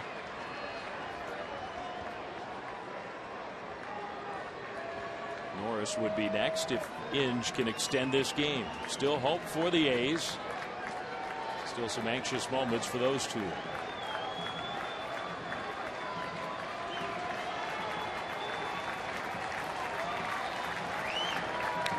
Inge, another foul ball. You mentioned the anxious moment for both Bruce Bochy and Dave Rigetti. They do not want to have to use Santiago Casilla. Well, if Inge reaches, that would put the tying run in the on-deck circle. And so Casilla may well be brought in the game if Lukes can't put away Brandon Inge. Playing for Bob Melvin, he used to always talk to us about it, but when we were down big in a game, he would say, let's get their closer into the game. And even if we didn't complete the comeback, he'd always consider it a moral victory. 1-2. Inge, another foul ball. So he's hanging in there against Lukes. I think that was the 8th pitch of the at-bat. He'll see number 9. And he's been behind the count the whole way.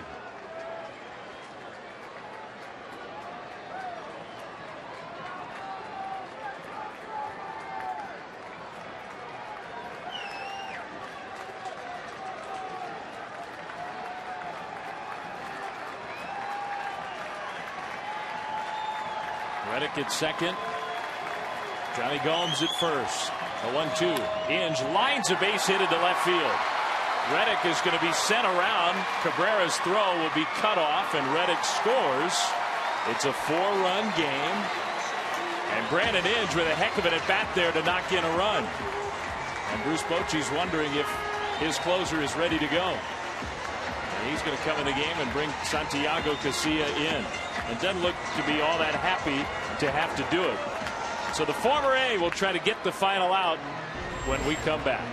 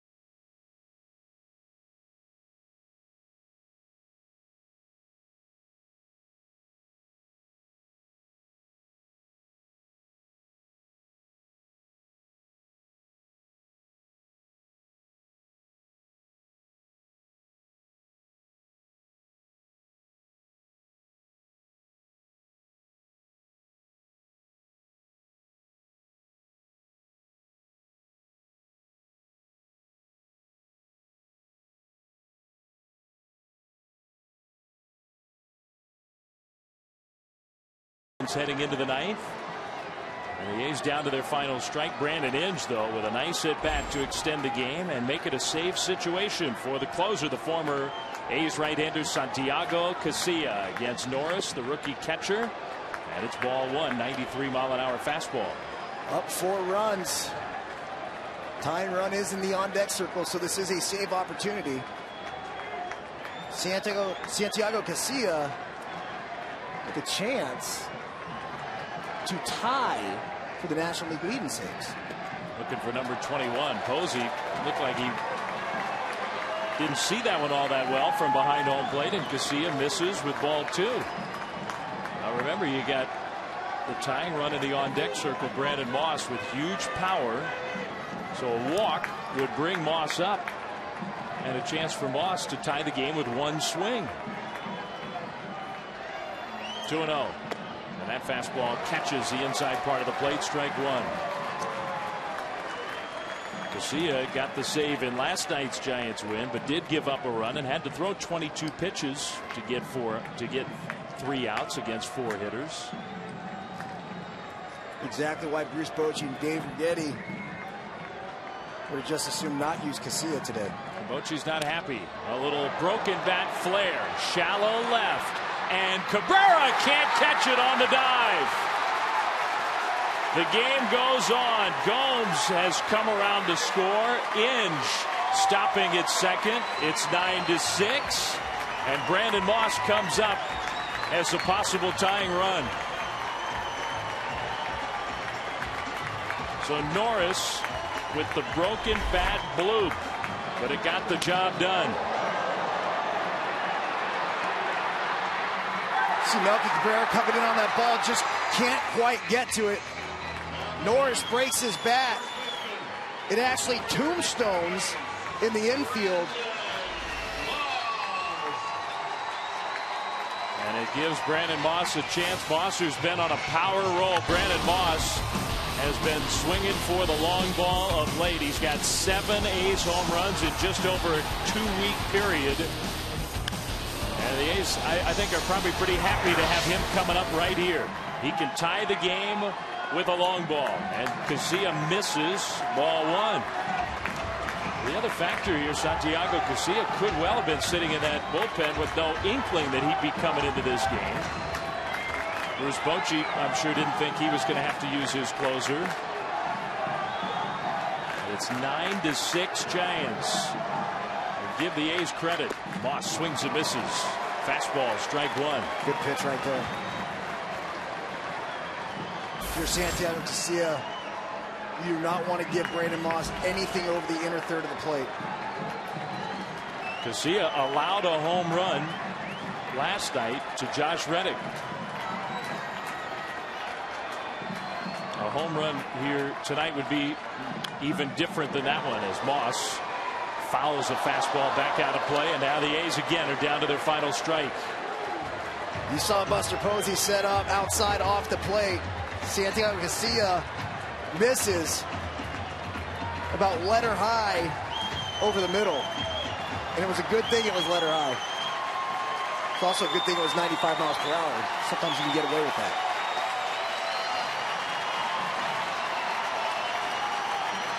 So it's 1-2 to the power hitting first baseman Brandon Moss. The pitch, a high fastball, and Moss took it. Posey wanted it up and wanted it out of the strike zone, but not close enough to tempt Moss. Well, it's 2-2.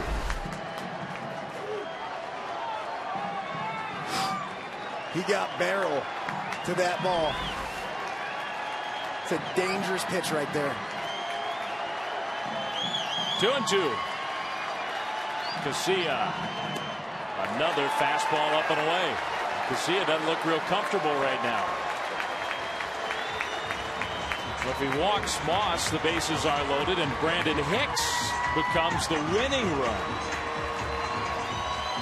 He hasn't shown him anything but the fastball. So you've got to assume, if you're Brandon Moss, that you're going to get another one right here.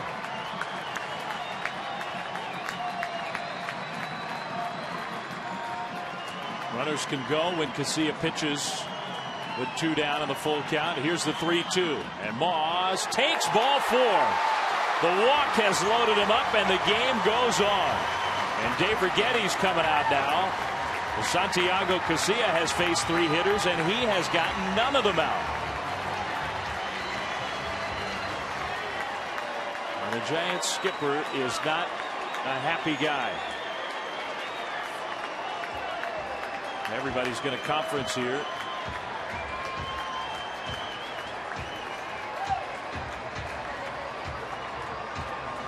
This just got exciting. This has gotten extremely exciting for the A's, much too exciting for the Giants. The A's, since they moved to Oakland, have never overcome a 5-run deficit in the 9th inning to win a game. It's never happened. But they've got a chance to make it happen. The A's don't even need a home run now. An extra base hit, and Moss has a chance to score the tying run from first base. He's at first as the tying run. The winning run is at the plate. Bases loaded, 2 down, and 2 runs in. Casilla misses, and his command is not good right now. Santiago Casilla is very shaky at the moment. And the Giants know it. Lopez is getting heated up. 0 for 4. Just called up to the big leagues today. The 1-0 pitch to Hicks is a fastball for a strike.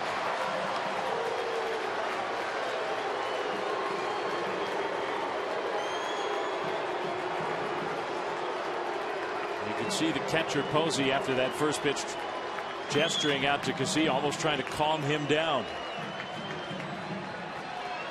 Here's the 1-1, and that one misses. A slider up. 2-1. Extra base hit right here by Hicks. He's going to make a lot of friends in a hurry in Oakland. Moss at first, Norris at second, Inge at third, and Moss is the key guy. You see the outfield playing relatively deep. I wouldn't quite call that a full-blown no doubles, though. 2-1 to Brandon Hicks. And he swings and hits one down the left field line, headed toward the corner, and it is on the warning track, but it bounces up over the wall.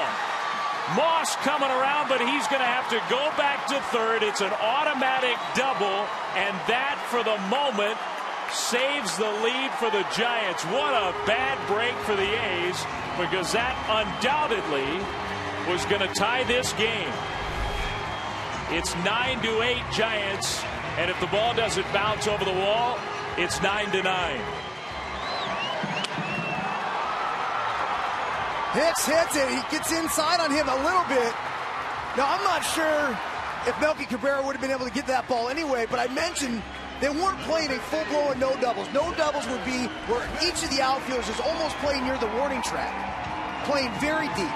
So depth-wise, he definitely would have been back there. I'm not sure because he was playing straight up or even a little bit off the straight up, which would be lining up the second base and first base.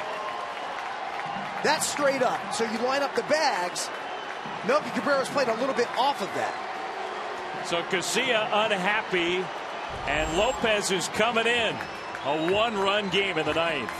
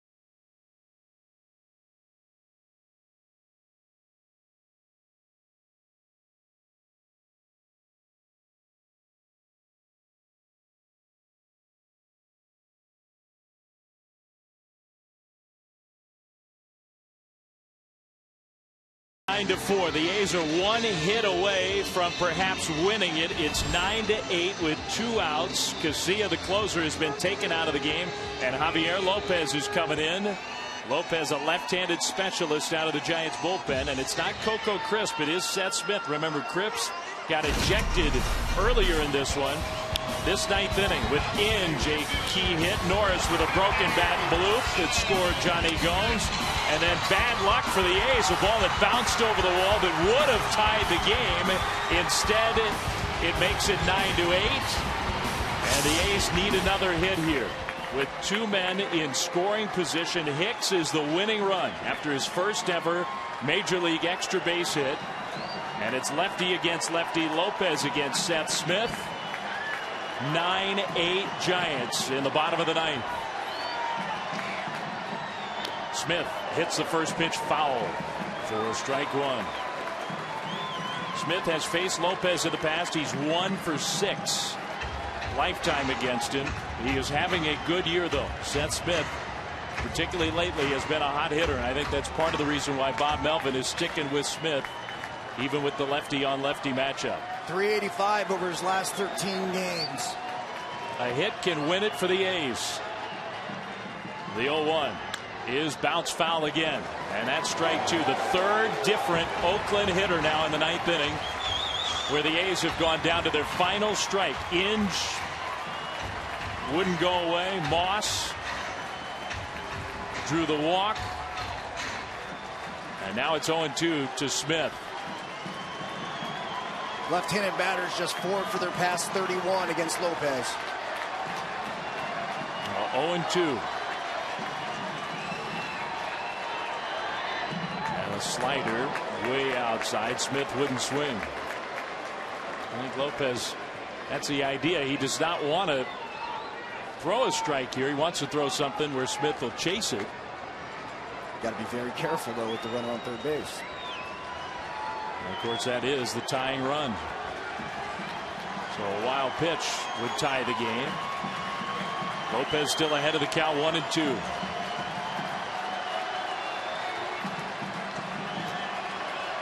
And the pitch. Smith fights it off foul. Wow. Off balance, falling away, and somehow he got the bat on the ball.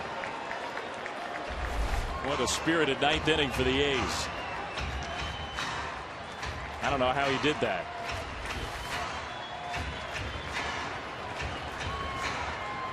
We'll see if Lopez maybe throws that pitch again. That slower breaking ball, the curveball.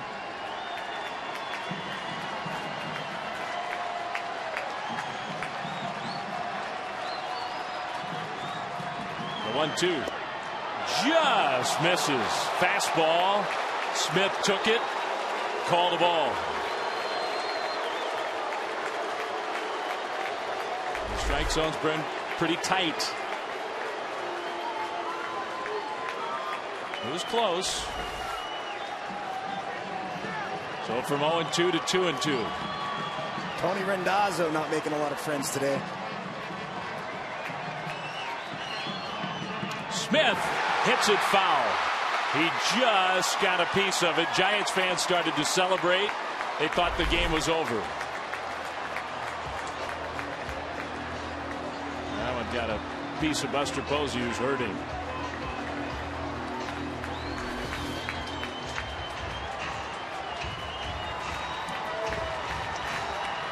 It was 9-4 Giants here in the ninth. It's 9-8 now. Tying run at third, winning run at second base. Ready to go on the crack of the bat. 2 outs and a 2-ball, 2-strike count. The pitch is a ball. And now the count has run full to another A's hitter, 3-2. And Lopez has first base open, so he does not have to give in here. Probably expect to see another slider. Weeks is the on deck hitter. Clay Hensley is up in the Giants bullpen, a right-hander. Now Posey asked for time. I think he saw a ball get away from or somebody told him a ball got away from the Giants bullpen. So they asked for time just to get that off the field. Lopez gets another moment to gather his thoughts. It was 0-2 to Seth Smith. Now it's 3-2.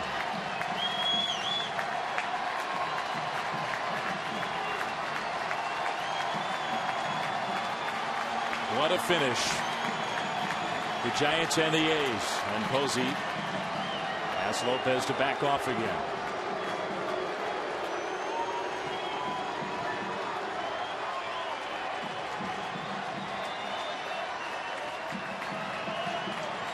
Here's the 3-2 pitch. And he misses outside, ball 4. Smith draws the walk. He was behind 0-2, and Bochy cannot believe it. The bases are loaded.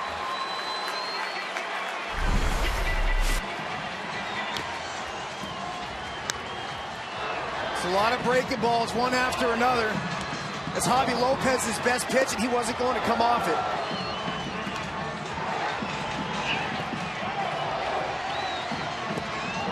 What an at-bat by Smith. Well, Lopez couldn't put him away. The Giants bring in Hensley with the game on the line.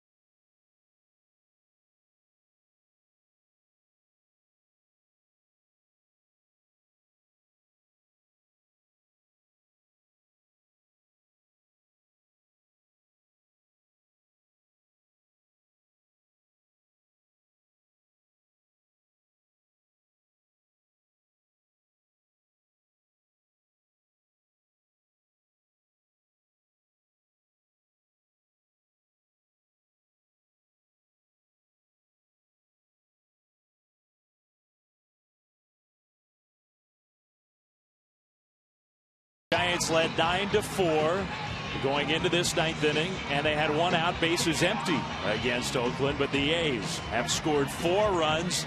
They have the bases loaded. They've knocked Lukes, Casilla, and now Lopez out of the game. The 4th pitcher of the inning is the right-hander Clay Hensley with no margin for error. Bases loaded, 2 down. A walk ties the game. A hit to the outfield likely wins the game for the A's. And Buster Posey with a final word for Hensley in a major pressure spot here against Jemile Weeks.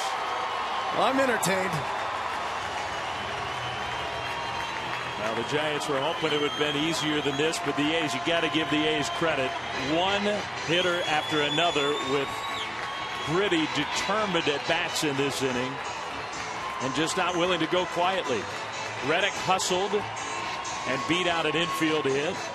Brandon Inge down to his final strike. So was Brandon Moss. So was Seth Smith. All with 2 outs. And yet here we are. Bases loaded for Weeks, who has 2 hits in the game. 2 for 5 against Hensley, the new Giants pitcher. And immediately Hensley and Posey disagree on what to throw here. And Posey and Hensley are talking about it. Probably just trying to get the signs right. The A's have never in their Oakland history come from 5 runs down in the 9th inning to win a game. Jemile Weeks, they batted around, the 10th man to come up here in the 9th. 4 Athletics have scored. Bases are loaded. Smith, the runner at first, really doesn't matter.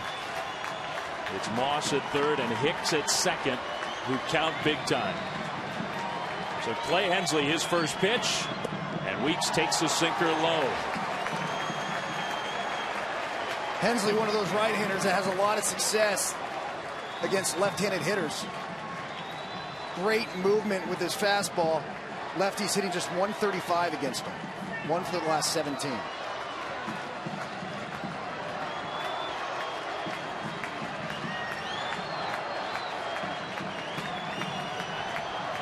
One and 0 to Jemile Weeks, who takes a strike. Fastball, it's 1-1. And maybe Weeks was taking a strike. That was a pretty borderline pitch.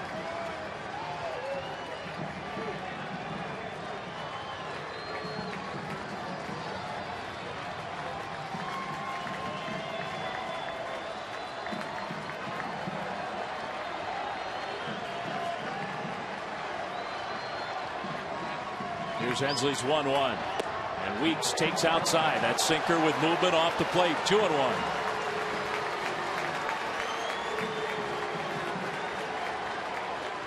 Nobody in the big leagues has done what the A's are trying to do. Down 5 coming to the 9th inning. Giants were down 2 into the 9th inning last night, came from behind and won. This would be even more unlikely, more impressive. The 2-1. Weeks hits it foul. He took a cut there and fouled the pitch straight back. And again, the A's are down to their final strike. And you wonder if Clay Hensley saved the curveball. He's got the big slow curve. He uses that as a strikeout kind of pitch.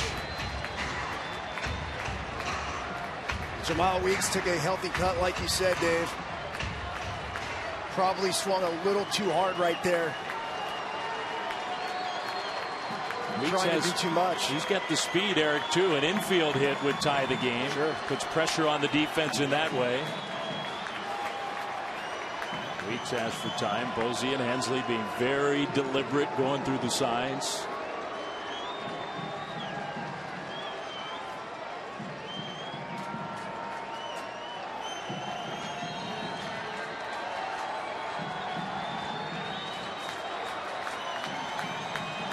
Two and two. Hensley throws. And Weeks hits a fly ball. Shallow right. Terrio back. And Terrio makes a running catch to end the game.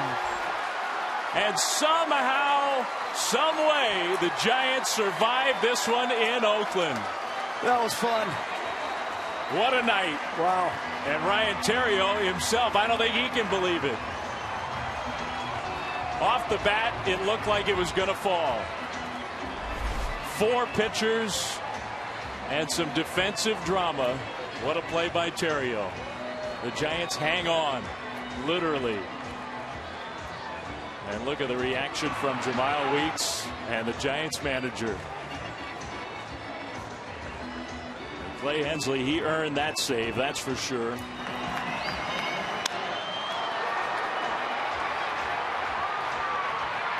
Crawford was trying, Sherholtz was trying. I think it was Terrio's play. It was, but it was kind of hitting that no man's land territory. And Terrio, you could see where he was playing. Got a great jump and covered a lot of ground to get to that baseball. Bruce Bochy gets his 1,400th career victory as a manager, and he's not going to forget that one.